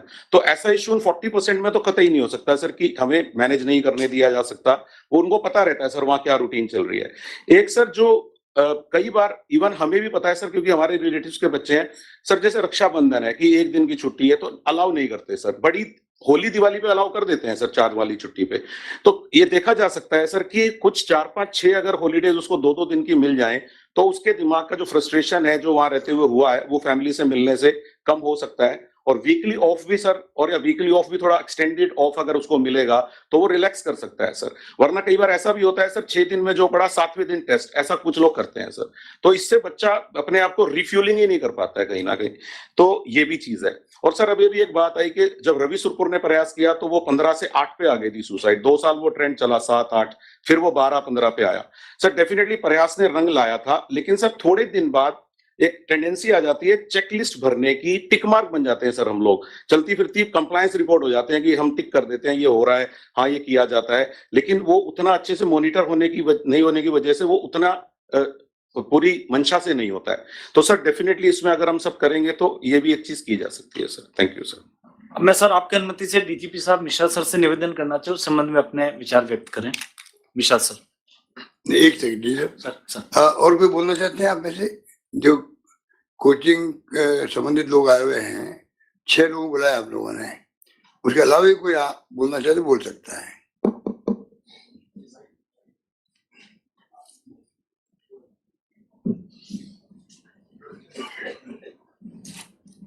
नमस्कार सर, मैं मोशन कोटा से आता हूँ। करीब 20,000 बच्चे हमारे साथ पढ़ते हैं कोटा परिवार में, और मैं सभी बातों से सहमत हूँ। मैं खुद कोटा से पला पड़ा हूँ, विद्यार्थी जीवन मैंने वहीं पे बिताया, इसलिए कुछ बातें नहीं रखना चाहता हूँ। जो मैं सर ने बोला कि जो पैरामीटर्स हैं, फटाफट अपनी बात कहता हूँ। हमें थोड़ा टेक्नोलॉजी से जोड़ना पड़ेगा। हमारे पास बहुत सारे क्लिनिकल साइकोलॉजिस्ट नहीं है, बात सच्चाई है। तो आइडेंटिफिकेशन ऑफ स्टूडेंट्स करना पड़ेगा जिनको साइकोलॉजी की जरूरत है। आइडेंटिफिकेशन करने का सबसे मुख्य कारण ये है कि जो बच्चे कोचिंग नहीं आ रहे हैं, यानी कि जो एब्सेंट हैं, उनमें सबसे ज्यादा मानसिक अवसाद देखा गया है। इसको करने के लिए जाहिर सी बात है कोचिंग जिम्मेदार है, हमें जिम्मेदारी लेनी भी चाहिए और हम ले भी रहे हैं। पर साथ ही साथ इसमें हमें जो उनको जोड़ना पड़ेगा। इसके लिए हम एक ऐप के माध्यम से, अभी समस्या होती है कि हमारे हॉस्टल ओनर को पता नहीं होता कि उसकी क्लास कितनी बजे है, उसको पता नहीं होता है। तो ऐसा हम कर सकते हैं टेक्नोलॉजी की मदद से कि हमारे सारे टाइम टेबल उनके साथ अपडेट हो रहे हों, ताकि उन्हें पता पड़े कि मेरा बच्चा गया है या नहीं गया है। रोज मॉनिटरिंग सिस्टम से 10 बजे रात को उनकी अटेंडेंस सभी के सेंट्रल सिस्टम पे जोड़ी जा सकती है। एक बात जैसे कि आप देखेंगे कि जितने भी जो बाहर यूएस में हैं, उन्होंने अपने जो यूनिवर्सिटीज है, प्रिंसटन है या हार्वर्ड है, उन्होंने अपने हैप्पीनेस सिस्टम्स में करने के लिए हम सभी जितने भी कोचिंग संस्थान है देश में, आप सबके लिए हमारे लिए कंपलसरी हो गया कि हमारी सबकी एप्स हैं। We have apps, every institute जो भी 99% स्टूडेंट्स को कैटर करती है, सबकी एप्स हैं। उसमें उन्होंने कंपलसरी कर दिया कि जब भी बच्चा ऐप खोलेगा तो it is mandatory for a student to mention his mood right now. और मूड बताता है कि अच्छा मैं हैप्पी हूँ, मैं थोड़ा फ्रस्ट्रेटेड फील कर रहा हूँ, मैं थोड़ा अलग अलग जितने भी 10-20 तरीके साइकोलॉजिकल मूड्स होते हैं, उसको से बटन दबाना होता है, देन दिस ऐप स्टार्ट्स। जब ये डेटा हमारे पास आने लगेगा तो हमें पता पड़ने लगेगा कि इस बच्चे को साइकोलॉजी की नीड है। ऐसे और भी बहुत सारे टेक्नोलॉजी से रिलेटेड सॉल्यूशंस हैं जो शायद हम इसमें जोड़ सकते हैं। प्राथमिकता ये है कि अटेंडेंस को मॉनिटर करना बहुत ज्यादा आवश्यक है। मैं एक अनुरोध और करूंगा कि सर जो भी खेल से रिलेटेड जितनी भी चीजें हैं, कुछ बातें जो बोली गई शायद कोचिंग संस्थान को करने की आवश्यकता है कि जो गैप्स के सर ने भी बोला था, मैं उससे बिल्कुल एक्सेप्ट करता हूं कि हमें थोड़ी सी गैप्स बढ़ाने की और आवश्यकता है। टेस्ट की फ्रीक्वेंसी को थोड़ी और कम करने की और आवश्यकता है। और जितने भी सुरपुर साहब ने पहले करा था, अभी पुरकर साहब भी हमारे बहुत सारे जो भी चीजें कर रहे हैं, वो हम पूरा कोटा परिवार इसके लिए साक्ष्य भी, और हम ये चाहते हैं कि जो रियलिटी में जितना भी एडमिशन हमें कह रहा है वो हम करना चाहते हैं। क्योंकि सही बताऊं तो शायद यहाँ पे बैठे हुए जितने लोग चिंतित हैं, मैं क्योंकि कोटा की धरती से आता हूँ, उससे बहुत ज्यादा हम कोचिंग संस्थान वाले भी वाकई में चिंतित हैं, क्योंकि हमारा अस्तित्व सिर्फ और सिर्फ इन बच्चों की वजह से है। तो मैं मानता हूँ कि यहाँ पे जितने भी लोग अधिकारीगण बैठे हुए हैं वो बहुत ज्यादा व्यथित होंगे, चिंतित होंगे, माननीय महोदय भी हैं। और आप समझिए कि हमारा अस्तित्व, कोटा का अस्तित्व, कोचिंग संस्थानों का अस्तित्व सिर्फ उन बच्चों की वजह से है। एक भी बच्चा अगर जाता है तो हमारे लिए बहुत ही दुखद घटना है। तो जो भी आप हमारे लिए सजेस्ट करेंगे हम उसको जरूर करेंगे। मेरे पास सर 10-20 पॉइंट्स और हैं, जब भी आप चाहेंगे, जिसके अधिकारी के साथ चाहेंगे सर, मैं उसको जरूर देना चाहूंगा। Thank you. नमस्कार सर, मैं सुमित ओसानी, टॉप रैंकर जयपुर एक संस्था है हमारी सर, जिसमें न्यू एज करियर ऑप्शन की बात करते हैं। मैं अभिभावक भी हूँ, मेरी बेटी 7वीं क्लास में पढ़ती है। मैं अभिभावक के रूप में भी बोल सकता हूँ कि सर बच्चों को, मैंने खुद इंजीनियरिंग की तैयारी की और मैंने आज के वर्मा सर से कहा भी कि बहुत नाम सुना है आपका, क्योंकि मैंने भी उस एरिया ऑफ एज में तैयारी की है। सर मेरा आग्रह आपसे ये है कि अगर हम करिकुलम ऑफ सीबीएसई में या आरबीएसई में अगर हम इसको ऐड करा पाए कि अगर आप इंजीनियर डॉक्टर नहीं बनते तो भी कुछ सीरियस ऑप्शंस अवेलेबल हैं, जिसमें हमारी कंपनी बिलीव करती है, हम बिलीव करते हैं कि बहुत ऐसी भी चीजें हैं जो कि आप अगर ये मेन स्ट्रीम करियर्स नहीं चूज करके कम मेहनत में भी कुछ अच्छा कर सकते हैं। तो एक तो ये सुझाव है सर कि वहां पे अगर हम कुछ ऐड कर सके। दूसरा, स्कूल के टाइम्स पे जो हमारे करियर काउंसलिंग वगैरह सेमिनार्स के हैं सर, वो बहुत वैल्यू एड करते हैं। क्योंकि मेरी बेटी से जब मैं सुनता हूँ कि एक सर आए थे, उन्होंने बोला कि आप लॉ की भी तैयारी कर सकते हो और आप जीवन में एक बेहतर लॉ करियर भी बना सकते हो। तो सर उसने मुझसे पूछा पापा लॉ क्या होता है, तो मैं एक अभिभावक के रूप में आपसे बोल सकता हूँ कि वो बहुत इंपॉर्टेंट चीज है कि जो शायद थोड़ा बहुत ऐड करेगा करिकुलम में। इस और जितनी भी एड्स वगैरह हम देते हैं, ऑब्वियसली ये पूरा सिस्टम है जिसको हम पूरा तो ब्रेक नहीं कर सकते, बट मेरा आग्रह है कि जब भी हम बड़ी बड़ी ऐड करें, क्योंकि हमारे राजस्थान में मैं जिस कोचिंग को चला रहा हूँ, जहाँ संस्थान को चला रहा हूँ, पेरेंट्स का बैटरी होता है आप पहली, दूसरी, तीसरी रैंक के बारे में बताइए। लकीली मैं बोल सकता हूँ proudly first, second, third rank हमारे यहाँ से आ रही है पिछले 3-4 सालों से। पर मैं हमेशा बोलता हूँ कि अगर इस बार नहीं आई तो क्या, तो मैं हमेशा उनसे बोलना चाहता हूँ, या मैं अभिभावकों को ये पता होना चाहिए कि अगर रैंक अच्छी नहीं भी आई, जो पेरेंट्स काउंसलिंग है बेसिकली, तो भी it is okay. I think बहुत ज्यादा जो एड आ रही है उसके नीचे डिस्क्लेमर, जैसे कि स्मोकिंग के नीचे आप डिस्क्लेमर देते हो, आप उसके नीचे डिस्क्लेमर दे सकते हो। हर एड के लिए मैंडेटरी होना चाहिए कि इतना प्रोपोर्शन में आपको लिखना पड़ेगा। अगर आप सक्सेसफुल नहीं भी हुए तो भी जीवन में और बेहतर ऑप्शन है, कुछ ऐसा सर। Thank you sir. मैं Rajesh Kulri, group of institute Sikar से सर। धन्यवाद सर, आपने एक बड़ा इम्पोर्टेंट मुद्दा उठाया इस मीटिंग के माध्यम से। आप जब सीकर आए थे, जब आपने बच्चों के साथ संवाद किया था, उस दिन भी आपने इस मुद्दे पे बात की थी, और उससे प्रेरित होकर एक शॉर्ट फिल्म हमने बनाई थी। आज सिर्फ 5 मिनट के लिए, थोड़ा प्रशासन अनुमति दे तो हम उसको शेयर करेंगे। हमारे डिस्ट्रिक्ट कलेक्टर महोदय उस समय डॉक्टर अमित यादव, उनके साथ हमने शेयर करी थी। वो बड़े प्रभावित हुए थे और उसको प्रीमियर करने वाले थे, लेकिन उनका नागौर ट्रांसफर हो गया। मैं थोड़ा सा वो, यदि मैं देख लूंगा कि हो जाएगा टाइम, वरना मैं फिर कभी आपके ऑफिस के थ्रू उसको प्रीमियर करूंगा। दूसरा मेरा एक मैसेज था सर, सब पेरेंट्स को भी, टीचर्स को भी, प्रशासन को भी, कि यदि हम बच्चे को कैसे भी उसकी इम्पोर्टेंस बार बार याद दिलाते हैं। जैसे वो बच्चा सोचता है कि मैं चला जाऊंगा तो ये अच्छा हो जाएगा, बट उसको ये याद दिलाते रहे कि तू यदि चला गया तो ये सब इतना बुरा भी हो जाएगा। हम एज अ टीचर, मैं क्लास में इस चीज को शेयर करने से डरता हूँ, मैं आत्महत्या पे बात करने से क्लास में डरता हूँ।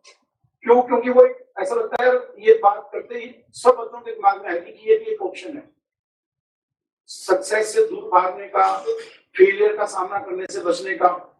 तो यदि हम शॉर्ट फिल्म से, रील्स के थ्रू ऐसे मैसेजेस दें कि आप तुम चले गए, आप चले गए, तो ये जो मेरी फिल्म है जोधपुर में कायलाना जो लेक है उसके ऊपर बनी थी, और वहीं से इसको फिल्मांकन किया गया, और एक बच्चे को ये ऑप्शंस भी दिखाए गए कि यदि तू फेल हो रहा है, तूने 3 चांस ले लिए, 4 चांस ले लिए, तू फेल हो रहा है, तू मेरी तरह टीचर भी बन सकता है, तो एक बहुत अच्छा बिजनेसमैन भी बन सकता है। और यदि तूने इस चीज को, इस ऑप्शन को नहीं लिया, तो तेरे जाने के बाद एक बहुत बड़ा गैप क्रिएट हो सकता है जिसको कोई भी फिल नहीं कर सकता। तो प्लीज मौका दीजिएगा। थैंक्स फॉर धन्यवाद।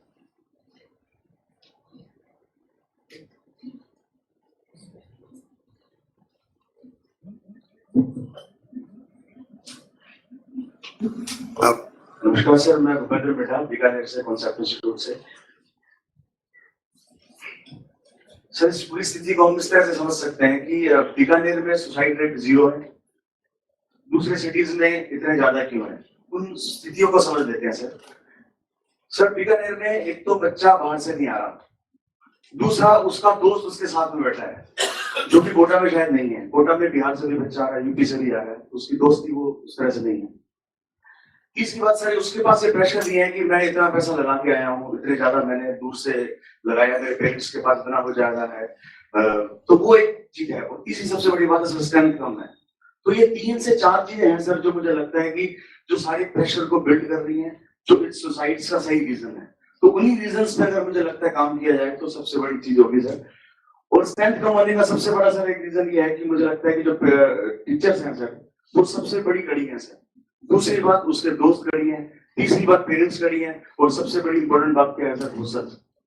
तो मुझे ये लग रहा है कि सर टीचर्स जो सबसे ज्यादा इसके अंदर हेल्प कर सकते हैं, वो शायद कोई भी नहीं कर पाएगा, क्योंकि सर वो 1.5 घंटा पढ़ाता है टीचर। अगर वो 15 मिनट में सर थोड़ा सा भी उसको रोज की रोज मोटिवेट कर दे, सक्सेस स्टोरीज के अलावा ये स्टोरी बताए कि मेरा एक स्टूडेंट जो था उसने सिंगिंग करी, उसने बैंकिंग में बहुत ज्यादा अच्छा कर लिया, IIT में नहीं किया, तो मुझे लगता है सर वो सबसे इम्पोर्टेंट चीज होगी। तो इन 3-4 चीजों पे अगर काम किया जाए तो शायद वो सुसाइड्स को रोका जा सकता है। ये स्टडी है कि सर बीकानेर में सुसाइड्स क्यों नहीं है, मुझे लगता है। तो वो रीजन अगर ढूंढ के उन्हीं पे काम किया जाए तो शायद सर हम शायद एग्जैक्ट चीज तक पहुंच पाएंगे। धन्यवाद। अब मैं आदरणीय डीजीपी साहब से निवेदन करूंगा, साहब के इंस्ट्रक्शन फरमाइए सर।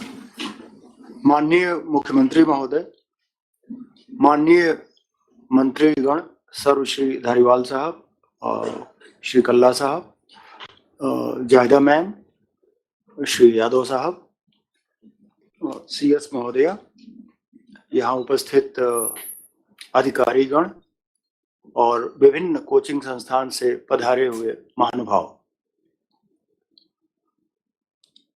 अभी जो बातें हुई और बहुत रेलेवेंट पॉइंट्स हम लोगों के समक्ष प्रस्तुत किए गए, मैं उसमें जो थोड़ा बहुत ऐड करना चाहूँगा कि मैंने जो एक विश्लेषण किया, अभी हमारे एडीजी साहब ने एक स्टडी कराया वहाँ कोटा में अपने एक अधिकारी से, तो उसके अवलोकन से ये स्थिति आ रही है सामने कि ज्यादातर 21 जो आत्महत्याएं हैं उसमें ज्यादातर कोप अप नहीं करने के कारण बच्चों ने किया। मेरे ख्याल से उनका एकेडमिक परफॉर्मेंस भी बहुत अच्छा नहीं रहा होगा और ऐसा प्रतीत होता है कि कोचिंग संस्थान ने उनको एडमिट करने के पहले कोई स्क्रीनिंग या कोई एक बेंचमार्क एक स्थापित करके कि इससे ऊपर वाले को ही लेना है, ऐसा नहीं किया गया है। ज्यादातर जो 21 में ज्यादातर का ये है कि वो या तो टेस्ट दे नहीं रहे थे या टेस्ट में बहुत ही पुअर आ रहा था उनका। तो कुल मिला के ये हमारे ऊपर आता है जो कोचिंग संस्थान है और एक समन्वित रूप से कि हमें ये बहुत जो इनहेरेंटली वीक हैं उनको एडमिट नहीं करना चाहिए। जैसे उनको ये एहसास होता है कि हम तो कतई नहीं हम सक्सेस पाएंगे। 2 ऐसे केसेज हैं जो प्रेम प्रसंग की वजह से हैं, उनकी संख्या कम है।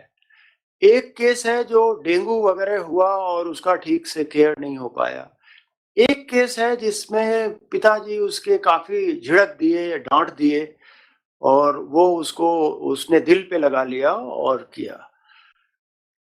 तो कुल मिला के जो सक्सेस रेशियो है वो बहुत कम है। कितने लोग होते हैं सेलेक्ट, उसमें मेरे ख्याल से 4000 5000 ये होता है। लड़के कितने आ रहे हैं? 2.5 लाख। तो कहीं ना कहीं ये बहुत मिसमैच है। जो मेरी स्टडी ये जो मेरे समक्ष है उसमें ये भी आया है कि बहुत भीड़ है क्लासेस में। संख्या एक निर्धारित जो होनी चाहिए 100-70 जो भी है वो उससे बहुत ज्यादा है लड़के। तो एक जो बेसिक चीज आई है कि कोचिंग संस्थान को भी ये अपनी सामाजिक जिम्मेदारी एक निभानी पड़ेगी कि money is not the sole criterion.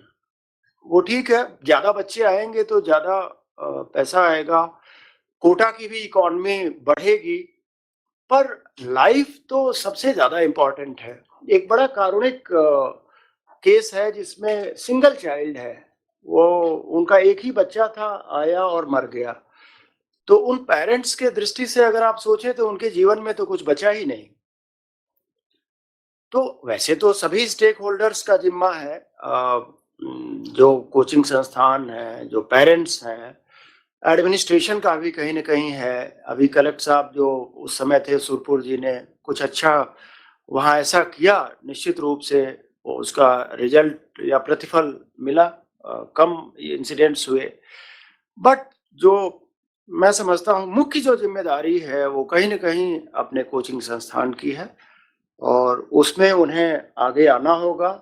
एक विश्लेषण स्वयं भी करना होगा, आत्मविश्लेषण, कि हम कहाँ तक रखें, कट ऑफ कहाँ तक रखें, और अगर जो रेड फ्लैग्स जो अपने को देखने को मिले तो तुरंत हमारी जिम्मेदारी होनी चाहिए पेरेंट्स से संपर्क और जीवन बचाना। वो कुछ ना बन पाए लेकिन उसकी लाइफ तो बच जाए बच्चे की। तो ये सब चीजें जो हमारे इस स्टडी में आया है वो मैं यहाँ शेयर करना उचित समझा और समीचीन समझा। बाकी तो ये कंटिन्यूअस एक इसमें हमें ध्यान देना पड़ेगा और स्टडी के साथ ही कुछ एक्शन प्लान भी बनाना पड़ेगा और उस पर अमल भी करना पड़ेगा। धन्यवाद। धन्यवाद सर। आदरणीय सीएस मैम। माननीय मुख्यमंत्री महोदय, माननीय मंत्रीगण, श्री बीडी कल्ला जी, श्री शांति धारीवाल जी, श्रीमती जाहिदा जी, श्री राजेंद्र यादव जी, उपस्थित सभी अधिकारीगण, कोचिंग संस्थानों से आए हुए सभी मेरे साथी, आज बहुत विस्तार पे एक बहुत ही चिंताजनक विषय पे चर्चा हुई जिसमें प्रेजेंटेशन के माध्यम से सभी वो मुद्दे बताए जो कि इस चिंता का कारण बनते हैं। रवि सुरपुर जी ने अपने 2 साल के अनुभव में जो रिसर्च की, वहाँ जिस तरह से स्टडी की और जो इनिशिएटिव लिए जिसकी वजह से सुसाइड की दर में कमी आई, वो डेफिनेटली जो है वो एक वे फॉरवर्ड इस विषय पे हो सकता है। और आज सभी संस्थाओं को भी सुना, मंत्रीगण के सभी सुझाव जो है बहुत ही उचित, और डीजी साहब ने जैसे विश्लेषण किया पूरी तरह से इत्तेफाक रखती हूँ कि कोटा एक कोचिंग हब पूरे देश में जाना जाता है, और वहाँ गांव-गांव में, या चाहे बिहार है कि पंजाब है और जितने भी स्टेट्स हैं, वहाँ पेरेंट्स ये सोचते हैं कि कोटा भेजने से ही उनका बच्चा जो है इंजीनियर और डॉक्टर बन जाएगा। वो भूल जाते हैं कि वहाँ का जो रूटीन है वो कितना कठिन है, रादर कभी-कभी लगता है कि क्रूएल ही हो जाता है कि सुबह 4 या 5 बजे बच्चा उठे और उसके बाद वो 11-12 बजे तक एक पिसता जाता है और उसकी एज पे अगर हम ध्यान दें कि वो मात्र 14 या 15 या 13 साल का होता है। हमारे भी बच्चे 13, 14, 15 साल is a very very tender as, और उससे ये एक्सपेक्ट करना कि वो डिस्क्लेमर भी पढ़ ले, वो जो है यूट्यूब भी देख ले, वो फिल्म भी देख ले और वो पूरी तरह उसे समझ भी जाए, I think we are expecting a bit too much. और उसके साथ साथ वो अपना काम भी करे, वो भोजन पे कॉम्प्रोमाइज करे, अपनी इमोशन जो उसकी परिवार के साथ है उस पे तो वो कॉम्प्रोमाइज कर ही रहा है। उसके बाद वो पीयर प्रेशर में रह के वो हर हफ्ते एग्जाम दर एग्जाम दे के वो अपनी रैंकिंग देखता जाए। क्योंकि मैं ये नहीं कह रही कि ये प्रोसीजरली गलत है ऐसे ही, लेकिन ये इशू है। और उसमें होता है कि section A best of the boys, section B lesser, section C lesser. उसकी हीन भावना वहीं से शुरू होनी हो जाती कि मैं तो आया था कोई सपना पूरा करने और मैं क्या करूँगा, मैं तो सेक्शन ए में हूँ ही नहीं, मैं तो सेक्शन सी में हूँ, सेक्शन डी में हूँ। और फिर उसके दिमाग में एग्जिट रूट्स आने लगते हैं। कोई सुसाइड करने लगता है तो वो उस एज में सोचता सबसे आसान रास्ता है कि कुछ ऐसा कर लो जो प्रेशर खत्म करने का सबसे आसान तरीका है, और ऐसा हो रहा है। तो ये क्या सही है? जैसे डीजी साहब ने कहा कि कहीं ना कहीं कोचिंग इंस्टीट्यूट्स को they have to go beyond their commercial interest and they have to own the problems of the students and they have to understand कि जब पेरेंट्स आ जाते हैं उनकी तो काउंसलिंग हो, लेकिन उसके बाद वो आपको सौंप के जाते हैं अपना बच्चा, आप उनके अभिभावक हो जाते हैं, और वो एक फीलिंग या एक सेंसिटिविटी या सेंसिबिलिटीज कोचिंग संस्थानों में होनी चाहिए।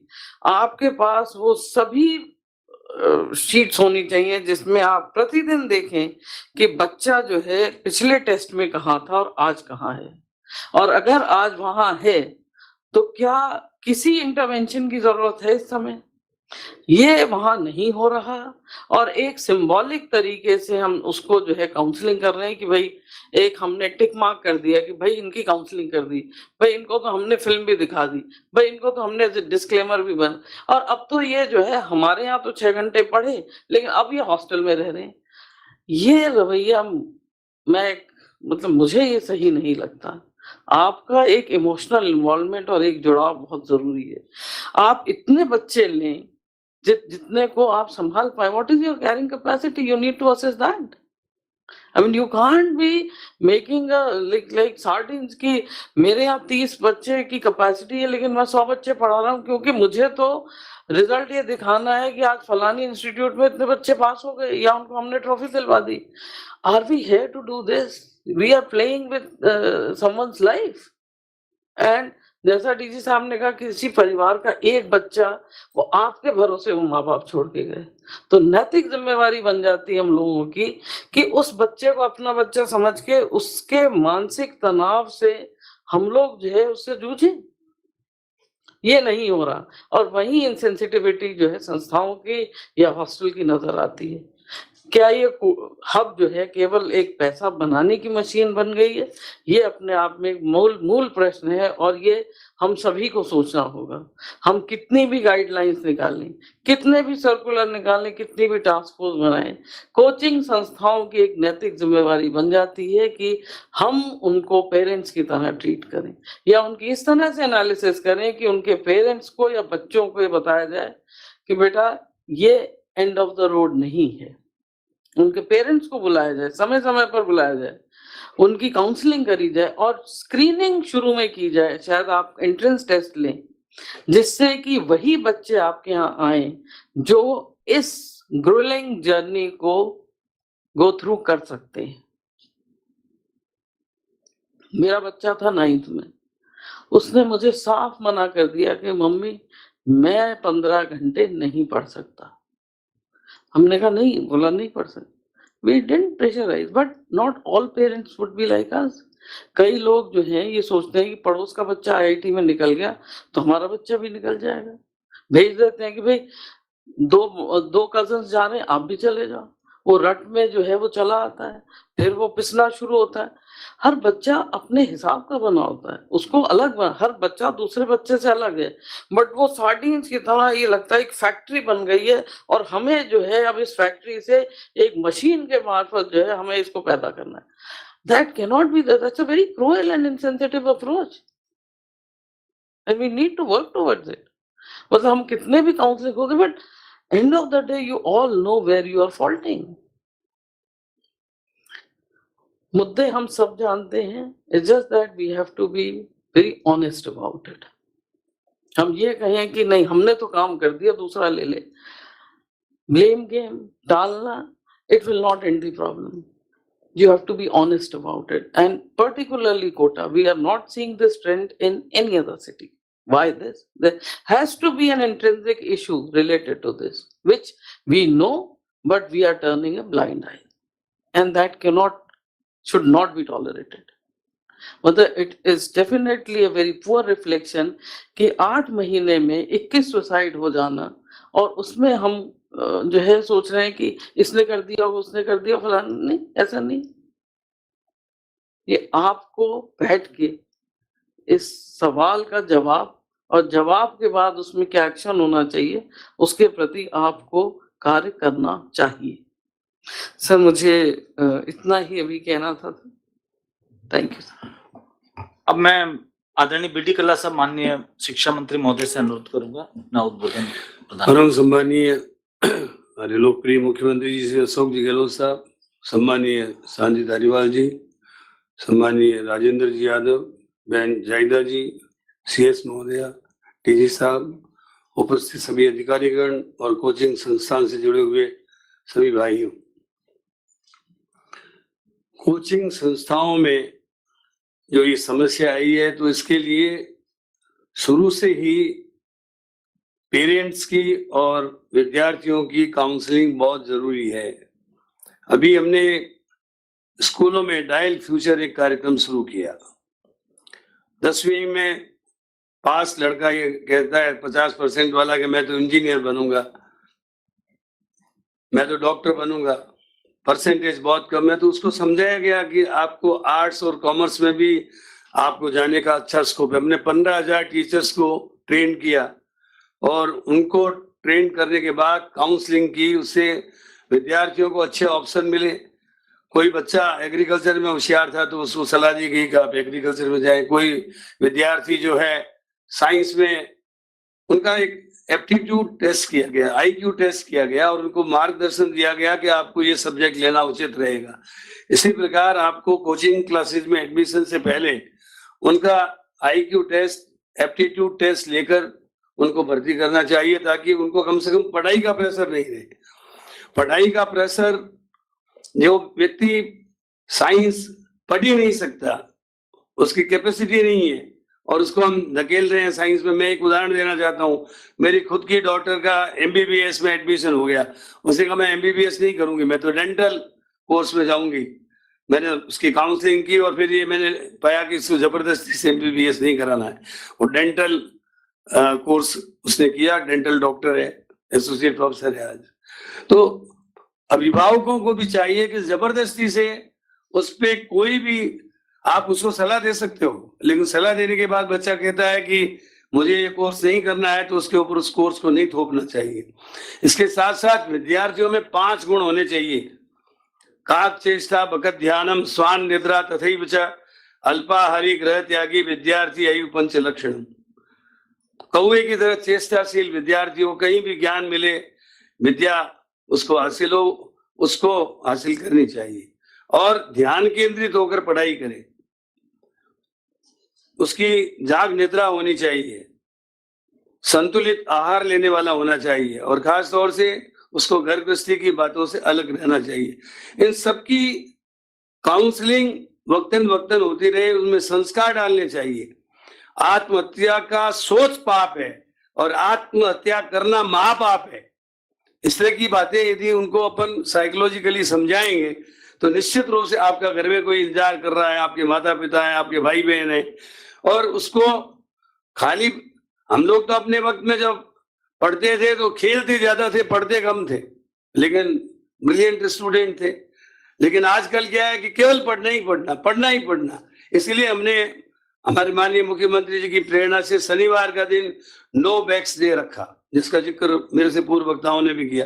तो कोचिंग क्लासेज में भी कम से कम आप शनिवार का दिन ऐसा रखें जिसमें मॉरल एजुकेशन उनको दी जाए, उनकी काउंसलिंग की जाए और मेंटल हेल्थ उनकी अच्छी कैसे रहे, इसके प्रयास किए जाने चाहिए। मेंटल हेल्थ को ठीक रखने के लिए योग में योग मुद्रा बहुत अति आवश्यक है।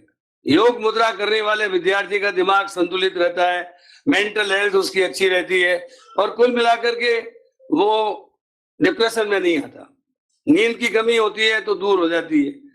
व्यक्ति को हमारे विद्यार्थियों को खास तौर से मैंने देखा है, कई विद्यार्थियों से मैं जब पूछता हूं तो देर रात तक पढ़ते हैं। रात सोने के लिए बनाई है और दिन जागने के लिए बनाया है।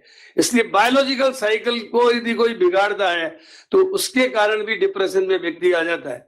रात को देर रात तक पूरी रात जगता है, दिन में सोता है, तो और फिर उसको समय पर कोचिंग में भी जाना पड़ता है, तो नींद की कमी वो अवसाद का बहुत बड़ा, डिप्रेशन का बहुत बड़ा कारण बनता है। तो इसलिए गीता में लिखा है कटुम्ब लवणा तुष्णा तीक्ष्ण रुक्षण विदायिना आहारा राज सस्यस्ता भोजनम सात्विकम प्रियम। ज्यादा कसीले, कड़वे, खट्टे, मीठे, खारे, लवणीय भोजन नहीं करके सात्विक भोजन जो विद्यार्थी करता है उसकी सात्विक बुद्धि रहती है और जो तामसी भोजन करता है उसकी तामसी बुद्धि रहती है। तो संतुलित आहार लेता है तो संतुलित मस्तिष्क जिसका अच्छा होगा तो वो पढ़ाई में अच्छा होगा, कुशाग्र बुद्धि वाला होगा। स्वस्थ मस्तिष्क में जो है स्वस्थ व्यक्ति में स्वस्थ मस्तिष्क का विकास होता है। इसलिए स्वस्थ रहना भी बहुत जरूरी है और इसके साथ उसकी दिनचर्या नियमित हो। दिनचर्या नियमित होगी तो भी विद्यार्थी है उस तरह के काम नहीं करेगा। फिर उसको जॉयफुल एजुकेशन देनी चाहिए। पहले ये कहावत थी कि मार विद्यासार, अब तो खेल विद्यासार। कोई विद्यार्थी यदि पढ़ने में कमजोर हो तो उसको ये राय तो देनी चाहिए कि वो अच्छा क्रिकेट खेले, अच्छा फुटबॉल खेले। आप देखो विराट कोहली को आज कोई पैसे की कमी है क्या? डॉक्टरों से ज्यादा कमाता है, इंजीनियर से ज्यादा कमाता है। इसी तरीके से उसको जो गरीब है उसके लिए भी कोचिंग क्लासेस वालों को जो चलाने वाले संचालक हैं उनको चाहिए कि उनकी फीस वगैरह में कोई आप जो भी कंसेशन कर सकते हैं करना चाहिए। इसी प्रकार संयम खलु जीवनम, ये कोई कहावत नहीं है, ये हकीकत है कि जो व्यक्ति संयमशील होता है वो अच्छा विद्यार्थी बनता है। तो नशे से मुक्त रहे, नशे से दूर रहे। और कोचिंग क्लासेस के पास कहीं कोई ड्रग्स है या शराब की दुकान है वो तो तुरंत सरकार ने नियम बना रखे हैं जो टेम्परेंस प्रोग्राम के अनुसार, तो उन चीजों के ऊपर भी रोक लगनी चाहिए ताकि व्यक्ति जो है, कई बार बच्चा अवसाद में होता है तो कोई दवाई या नशा लेना शुरू कर देता है, उससे भी उसको दूर रखना चाहिए। इसके साथ साथ लाफिंग क्लब होने चाहिए कोचिंग क्लासेस में। कम से कम शनिवार के दिन आप घंटे 2 घंटे किसी आपस में कोई गीत गाए, कोई वहां पर चुटकुला सुनाए और हंसमुख जो व्यक्ति रहता है तो वो निश्चित रूप से स्वस्थ रहता है। इसके साथ साथ पेरेंट टीचर्स मीटिंग भी हर 2-3 महीने में आपको करनी चाहिए। कुछ चिंताएं जो मेरे से पूर्व वक्ताओं ने बताई कि आप हर हफ्ते जो टेस्ट लेते हैं ना, उसकी जगह आप एक बार साल में इम्तिहान होता है, उसी में बच्चा टेंशन में आ जाता है, आप हर हफ्ते उसको टेंशन में डाल देते हो, तो ये भी ठीक नहीं है। कम से कम 1 महीने में एक टेस्ट लो आप, और विद्यार्थियों को मिक्स करो। आप केवल फर्स्ट क्लास फर्स्ट आए 80%, 90% वालों को अलग रखें, 70% को अलग, 50 को अलग।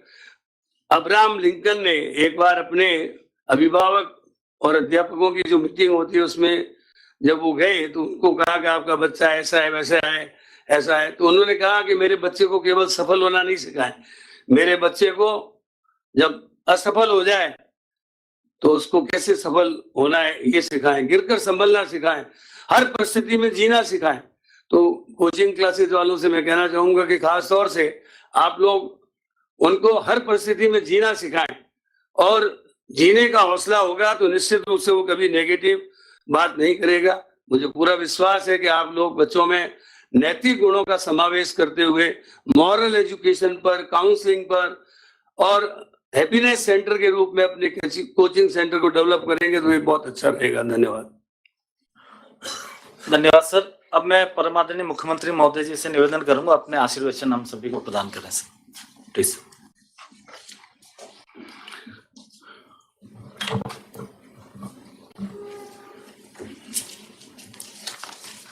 यहाँ उपस्थित शांति धारीवाल जी, बीडी कल्ला साहब, जायदा जी, राजेंद्र यादव जी और उषा शर्मा जी, तमाम अधिकारीगण और तमाम जो हमारे साथी आज आए हैं, संस्थाओं के प्रबंधक।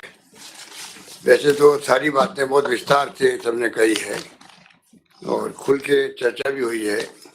डॉक्टर त्यागी जी को हम सुन रहे थे, उन्होंने भी अपनी जो एक्सपर्टाइज है उसको शेयर किया। मैं समझता हूँ कि मैं हर चीज़ को बड़े ध्यान से सुन रहा था और वो बातें रिपीट करने का आवश्यकता नहीं।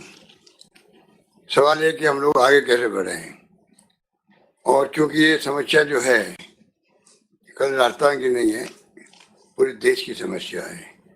अभी मैंने एनसीआरबी के डेटा देखे हैं, नेशनल क्राइम रिकॉर्ड ब्यूरो के, उसके अनुसार देश भर के अंदर 13,000 छात्रों ने 2021 के अंदर आत्महत्या करी। 13,000 छात्रों ने, उसमें मैक्सिमम महाराष्ट्र में 1,834, मध्य प्रदेश में 1,308, तमिलनाडु में 1,246, कर्नाटक में 855, उड़ीसा के अंदर 834। पर राजस्थान में जैसा अभी डी साहब कह रहे थे, एक बच्चा भी चला जाए तो क्या दुख होता पेरेंट को और क्या होता, सोच से कल्पना से बाहर है। इसलिए ये जानबूझ के मैंने सीएस को फोन किया अचानक ही। मैंने कहा ये जो फिगर आ रहे हैं, कल एक और डेथ हो गई थी 19वीं, 8 महीने में 18 डेथ की हम सुन रहे थे, कल की या परसों की बात है, एक डेथ और हो गई। तो मैंने कहा भाई आप एक काम करो, सबको याद करते बुलाते बातचीत तो करें कि उनके दिल में क्या और हम लोग क्या सोचते हैं, और ये काम मैं समझता हूँ मिलके ही कोई भी रास्ता निकले। जो सुझाव आए हैं उन सुझाव के आधार पर हम आगे लॉजिकल कंक्लूजन में कैसे पहुंचे, इस दिशा में आगे बढ़ना चाहिए। सुरपुर ने भी अच्छी बात कही, नवीन जैन ने भी अपना अनुभव बताया, धारीवाल तो कोटा गए हैं, कल्ला साहब ने बहुत ही विद्वता की बात करी, जायदा जी छात्र जीवन से भी बात कर रही है, गृह राज्य मंत्री और शिक्षा मंत्री भी है। देता साहब आपको मैं कहना चाहूँगा, आपकी अध्यक्षता के अंदर ही एक कमेटी बने, स्टेक होल्डर सब हो, पेरेंट्स भी हो और आपके ये संस्थाओं के जो प्रबंधक है, इनमें ले लीजिए आप जिनकी रुचि हो अच्छी सलाह देने की, और सब कमेटी में नहीं आए तो उनको कह दीजिए लिख के दे दीजिए आप लोग, तो सबको इन्वॉल्वमेंट आप करो, सब स्टेक होल्डर का। और अगले इसमें ज़्यादा लंबा समय नहीं, आपको 15 दिन में रिपोर्ट देनी है, 15 दिन के अंदर रिपोर्ट देनी है। कोई रिसर्च करने की बात है नहीं, हकीकत बात आई, जो बातें आपने सुनी अभी वही घूम फिर के आएगी। चाहे आप रिसर्च कर लो, कुछ भी कर लो, रिसर्च भी कर सकते हो गूगल वगैरह में, आजकल तो नॉलेज चैनल रहे। तो जो भी आपको अच्छी बातें लगे देश के अंदर नवाचार हो रहा हो, किसी राज्य के अंदर, दुनिया के अंदर कोई बात जानकारी मिल रही हो, डॉक्टर त्यागी जैसे आदमी है, इनको आप रख सकते हैं साथ में, तो सब मिला के जो सुझाव सबके आए हैं उसमें कोई कॉन्क्रीट फैसला होना चाहिए, जिससे कि हम आगे रेगुलेट भी कर सकें संस्थाओं को, पर संस्थाएं खुद अपना इन्वॉल्वमेंट करके बताएं वो क्या सोचती है, किस प्रकार से उनको आगे बढ़ना है। हम चाहते हैं कि उनका एक अलग योगदान हो सकता है कोचिंग के माध्यम से। कोई जमाने में कल्ला साहब ठीक कह रहे थे, दादी वाले बेटे बचपन में तो देखा ही नहीं कोचिंग क्लासेस होती थी। आज कोचिंग का जमाना है, कई तो माँ बाप खुद आगे रहने लग जाते कोटा के अंदर और पूरा ध्यान देते बच्चों पे।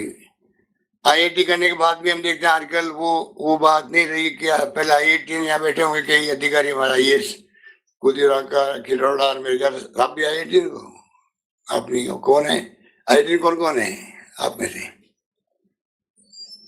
आईएएस में कोई है? 2 ही यहाँ बैठे हुए हैं, और भी कई लोग आपके हैं मेरे ख्याल से। कई आईआईटी करने के बाद में आईएएस बनते हैं। और आईआईटी बनने के बाद में मैंने देखा है आजकल हमसे बहुत संपर्क करते हैं वो लोग। आजकल जो पॉलिटिकल सर्वे होते हैं चुनाव जीताने हराने के, वो बहुत बड़ी भूमिका आईआईटी की होने लग गई है। तो आईआईटी की हुए की जो पहले जमाना था वो बात तो रही नहीं। आईआईटी करने के बाद में वो पॉलिटिशियन के चक्कर लगाते हैं, पॉलिटिकल पार्टी संपर्क करते हैं, अपनी कंपनी बनाते हैं और फिर वो सर्वे करते हैं। जितने सर्वे आ रहे हैं उसमें कई लोग आपको आईआईटी मिलेंगे। तो कहने का मतलब ये है कि ये बात मुझे अच्छी लगी। तो आपको इंफ्रास्ट्रक्चर है, मैथ में खाना अच्छा मिले, स्पोर्ट्स भी हो, कल्चरल एक्टिविटी हो, दबाव नहीं रहे बच्चों पर, ये सब बातें कही आप लोगों ने, वो तो करनी है, आप लोग करनी भी चाहिए। क्योंकि ये कोई कॉमर्शियल एक्टिविटी की तरह आपने मान लिया इसको। ये कोई जैसे कोई इंडस्ट्री में इंडस्ट्रियलिस्ट हो, उस ढंग का आपने बड़े बड़े विज्ञापन दे रहे हो आप लोग, फ्रंट पेज विज्ञापन। अरे भाई फ्रंट पेज विज्ञापन आना कितना कॉस्टली होता है, और रोज विज्ञापन आते हैं। जितना कोचिंग के आते हैं तब हम लोग पॉलिटिकल पार्टी के नहीं आते होंगे, उल्टा मामला हो रहा है। तो मैं कहना चाहूंगा भाई कि पैसा कहाँ से आता है, कितना आता है, कोई हिसाब किताब रखो आप अपने पास में भी, और हिसाब किताब रखो भी। और मैं समझता हूँ कि जवाबदारी समझो अपनी कि आप किस प्रकार की फीस को रेगुलेट करें। अब आप बताइए, आप 10वीं पास बच्चों को, 10वीं पास भी नहीं क्या होता, उन बच्चों को बुला लेते हैं, डमी क्लासेस लगती है उसकी। मतलब बताइए कितना मैं क्राइम कर रहा हूं आप लोग कि आप जो है ऐसा हो गया जैसे आईआईटी बन गया तो खुदा बन गया देश के अंदर। वो माहौल नहीं है वो। और वो आप जो है 90 पास की नहीं और कोचिंग क्लास में आ जाते हैं, और वो तो नाम लिखते हैं फर्जी स्कूल के अंदर उनका नाम लिखते हैं, स्कूलों में लिखते नाम। आप शिक्षा मंत्री नाम सब कटवा दीजिए वहां से। जो आईआईटी के कोर्स कोचिंग कर रहा है और वो खाली वहां झूठी हारी लगवाता वहां पर बच्चा, वो पेरेंट की भी गलती है और कोचिंग क्लासेस की संस्थाओं की गलती है। आप उनकी डमी नाम भरवा करके आप उनको कोचिंग करवा रहे हो, बच्चा स्कूल जाता ही नहीं वहां पर। तो ठीक है, किसी वक्ता ने कहा था एक तरफ तो उसको 9वीं पास 10वीं पास करनी है, उसका भाड़ा लगे, वो भी तो आपका वो जो एग्जाम होता है बोर्ड का होता है।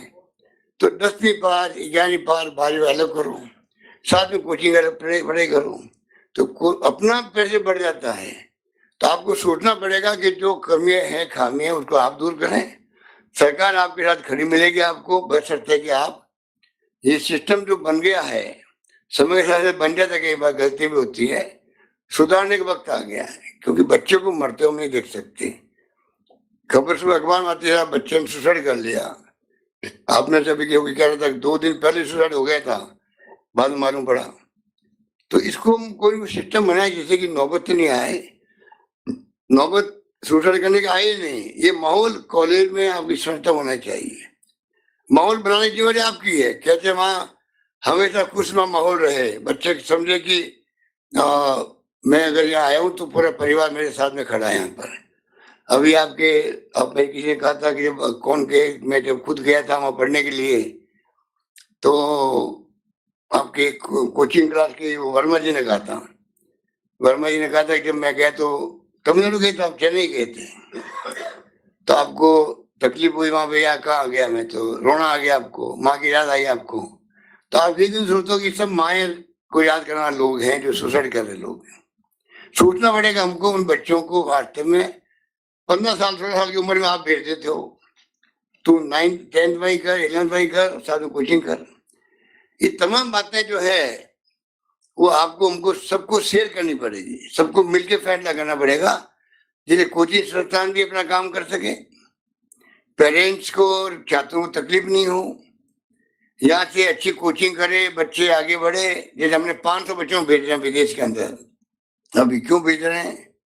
मैं कई जगह एग्जाम्पल देता हूँ, भाई डॉक्टर अम्बेडकर को भेजा गाड़ी के बाहर ने, बड़ौदा के महाराजा ने, तो संविधान निर्माता बन गए, एक्सपोजर हो गया। मैं सीकर गया, उदयपुर गया, बच्चों से मैंने इंटरेक्शन किया मेरे पास बैठा करके। सीकर में अच्छे अनुभव रहे मेरे, और उदयपुर में जो लड़के डूंगरपुर बांसवाड़ा की गांव की थी, ट्राइबल बच्चे हैं, उनको मौका मिल गया आके रहना का शहर में कोचिंग करने के लिए, मतलब सरकारी कोचिंग, सरकारी हॉस्टल के अंदर। रात दिन का फर्क वो खुद ही कह रही है मेरे परिवार में क्या स्थिति थी, आज मैं उदयपुर में कोचिंग कर रही हूँ या हॉस्टल में रह रही हूँ। पूरा एक्सपोजर उनका अलग हो गया, पर्सनैलिटी का, बात करने ढंग का, अच्छे क्वेश्चन करने का अवसर मिलना चाहिए बच्चों को। पर अगर दबाव में बच्चे काम करेंगे फिर ये सुसाइड की घटना बढ़ेगी। तो मैं समझता हूँ कि बातें करनी कई सारी है, पर बातें मैं समझता हूँ कोई ज्यादा करने का फायदा नहीं, क्योंकि बातें इतनी हो चुकी है कि जो सुझाव दिए गए हैं कि इस प्रकार से एक वीकली टेस्ट भी होते हैं, वो भी दबाव रहते ही रहता है उनके ऊपर, और 6 घंटे की क्लास, उसके बाद में फिर कोई एक्स्ट्रा क्लास भी लेते हैं कई लोग, तो वो भी एक फिजिकल एक्टिविटी होती नहीं है। फिजिकल एक्टिविटी का और हेल्थ का बहुत बड़ा संबंध है, स्पोर्ट्स है, योग है, क्यों है? मतलब अगर वॉकिंग भी करते हैं आप तो आपका माइंड ठीक रहता है, स्वास्थ्य ठीक रहता है। गांधी जी ने क्यों कहा कि बिना श्रम के खाना खाना हराम है? कोई वो फिजिकल साइकोलॉजिकल बात नहीं की उन्होंने कही, उन्होंने मतलब बिना श्रम के खाना खाओगे तो वो खाना जो है आपका जिस प्रकार हजम होना चाहिए वो होगा नहीं। इतनी बड़ी बात उस जमाने में आदमी ने कही है कि बिना श्रम के खाना खाना हराम, मतलब आपके शरीर के लिए हराम है, शरीर के लिए उचित नहीं है, वो बात लागू होती है।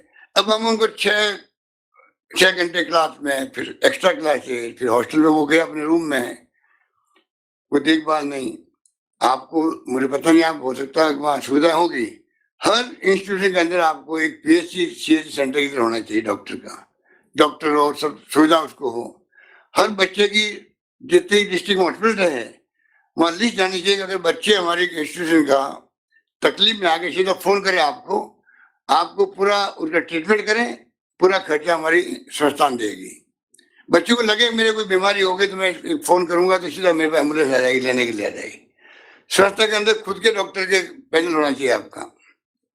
तो ये छोटी छोटी बातें हैं, इसको आपको अपनाना पड़ेगा, तब जाकर आप, मैं समझता हूँ कि बच्चों की संख्या इतनी ज्यादा होती है कि टीचर भी क्या करे वहां पर, टीचर क्या करे वहाँ एक, क्योंकि मेरे लगता नहीं कि कोई वहां पर कैटेगरी होगा 60 बच्चों का, 50 बच्चों का, पता नहीं किस प्रकार से काम होते होंगे। ये जो स्थिति है, मैं समझता हूँ कि ये माँ बाप को धारीवाली कह रहे थे, उनको सोचना चाहिए कि किस प्रकार से हम बच्चों के लिए सोच करके भेजते हैं, फिर आप ध्यान देते नहीं हैं। कोई वार त्योहार भी कोई उनके लिए मौका मिलता नहीं है। अभी शिक्षा विभाग ने जो 1 डे किया है, नो वेज डेज, उसका अच्छा असर पड़ा है। तो बच्चों को खेल के मैदान, खेल की एक्टिविटी में अच्छे, हमारे जमाने में तो कंपल्सरी होता था आपको स्काउट में जाना या NCC में जाना, NSS में जाना, तो खेल खेलना। अब कहाँ होता है? तो आप अगर जो हालात बन गए हैं, मैं समझता हूँ कि इसको आपको उसी रूप में सोचना पड़ेगा, और माहौल खुशनुमा कैसे हो उसके लिए आप अपना अलग से विचार करें, किस माहौल में आप अपने संस्थान को चलाएं, जिससे कि बच्चों की जो संख्या बढ़ती जा रही है। एक बात मैं समझ नहीं पा रहा हूँ, खाली एलएन में सुसाइड हो रहा है और दूसरी जगह हो रहा है, कौन बताएगा? आप तो एलएन वाले खुद ही हैं। सर नमस्कार। सर नमस्कार। साहब ये स्टडी किया है सर, इस साल के जो 21 बच्चे हैं उसमें 14 बच्चे एलएन के हैं। 14 बच्चे एलएन के हैं सर। कारण ये है कि कुल कितने बच्चे डेथ हुई है? टोटल 3 लाख के आसपास बच्चे हैं, उसमें 70% बच्चे एलएन में होते हैं। वो तो मुझे मालूम है, मैं खाली पूछ रहा हूँ आपको कि अपने जो है सुसाइड कितने बच्चों की राजस्थान में कोचिंग के अंदर है? फिर आप कर रहे हैं? नहीं है राजस्थान का तो नहीं है। तो राजस्थान में भी कहाँ का होगा? खाली कोटा का है। कोटा कोटा और कोई बैठे मालूम है सुसाइड हुआ कहीं पर? अरे बताओ, आप बताओ। हाँ बताइए, आप बताइए।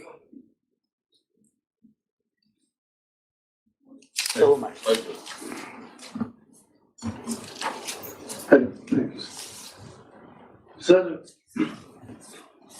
डेटा वाइज जो बच्चे हैं सबसे ज्यादा एलन के सुसाइड किए हैं इस साल के सेशन में 21 बच्चों में से 14 बच्चे एलन में के ही सुसाइड किए। उसका ये भी कारण है कि एलन में आईआईटी और मेडिकल के सबसे ज्यादा बच्चे बाहर के आकर पढ़ने वाले एलन के होते हैं। अभी सीएस महोदय साहब ने बहुत अच्छी बात की, जो सबसे लास्ट लाइन थी कि कांट टॉलरेट। तो सर अभी सबको सुना, मैं सर 2 मिनट में सर बोलना चाह रहा हूँ क्योंकि मैं 25 साल से एलन में आप बोलिए, आराम से बोलिए, पूरी बात बताइए। और जैसे वर्मा जी ने कहा वैसे मेरे साथ भी हो कि मैं छोटे से गांव बिलाड़ा का रहने वाला और कोटा एलन में पढ़ने गया था। तो शुरू में मुझे भी ऐसी हुई एंजाइटी, माता पिता का प्रेशर, उसके बीच की बात को मैं कहना चाहता हूँ। 50 पेरेंट्स से बात करी, पिताजी माताजी के लिए इम्पोर्टेंट होता है कि बच्चे की जिद को पूरी करें। एक बच्चे ने कहा मुझे डॉक्टर बनना, बनेगा नहीं बनेगा, लेकिन वो जिद करता है।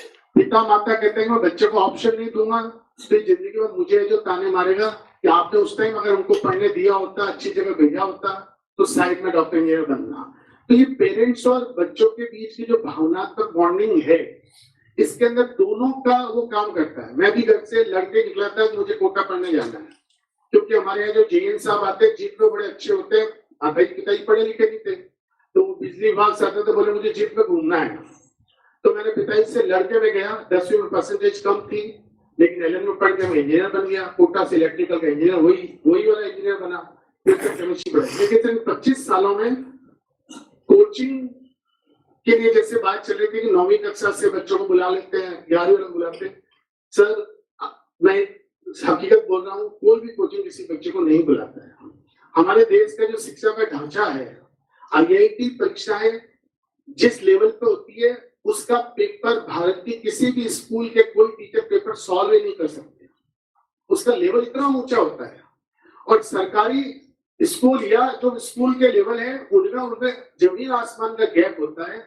तो एक बच्चा जो चौमू में पढ़ता है स्कूल में, वो कहता है मेरा बच्चा आईटी करना चाहता है तो मैं कैसे करूँ, जहाँ पर साल में पूरे टाइम टीचर भी अवेलेबल नहीं होते हैं। तो उसकी पहली इच्छा होती है कि जयपुर में आकर सेंट जेवियर स्कूल के अंदर एडमिशन लेवे, जहाँ पर टीचर भी अच्छा, स्कूल का रैंकिंग भी इतना अच्छा है, जहाँ से सक्सेस रेट सबसे ज्यादा है। लेकिन स्कूल की अपनी लिमिटेशन से कोई बच्चों को नहीं दे सकता।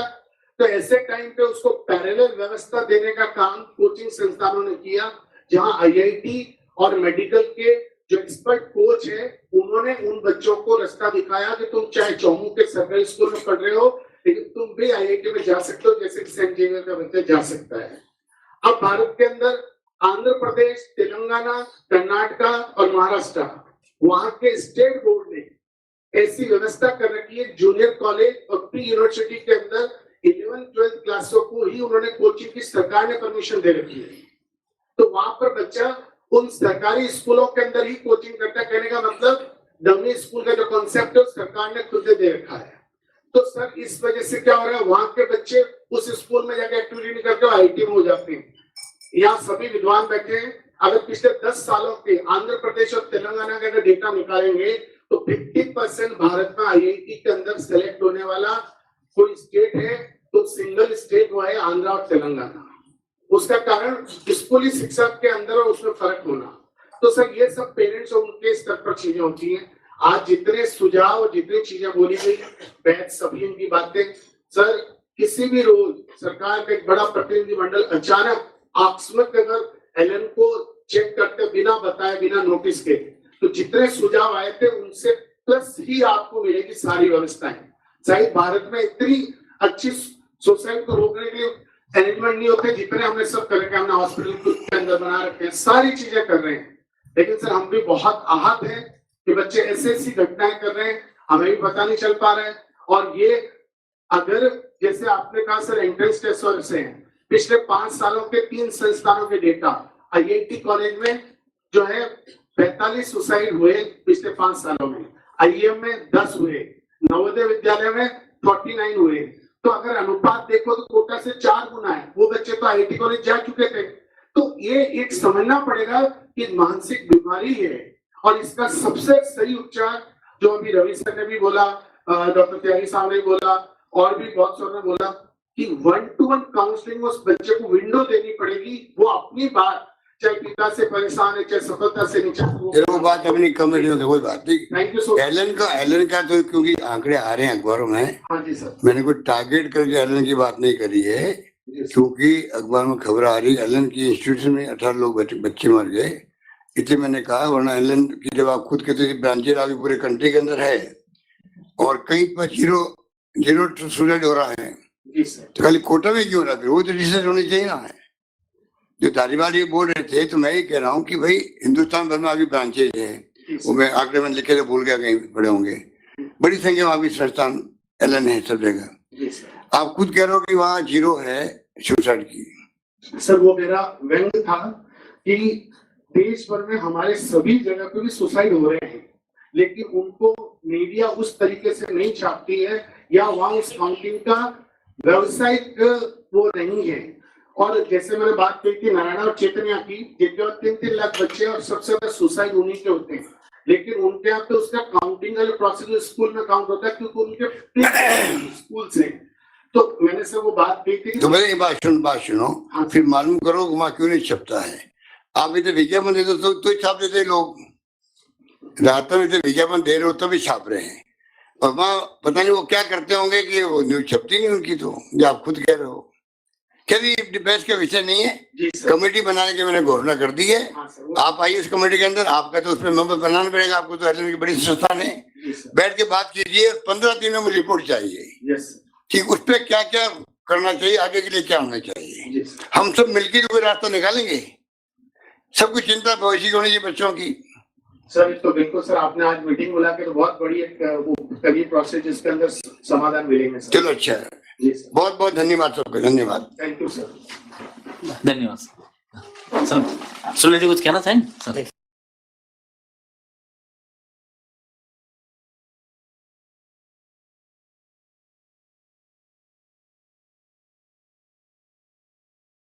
Your meeting has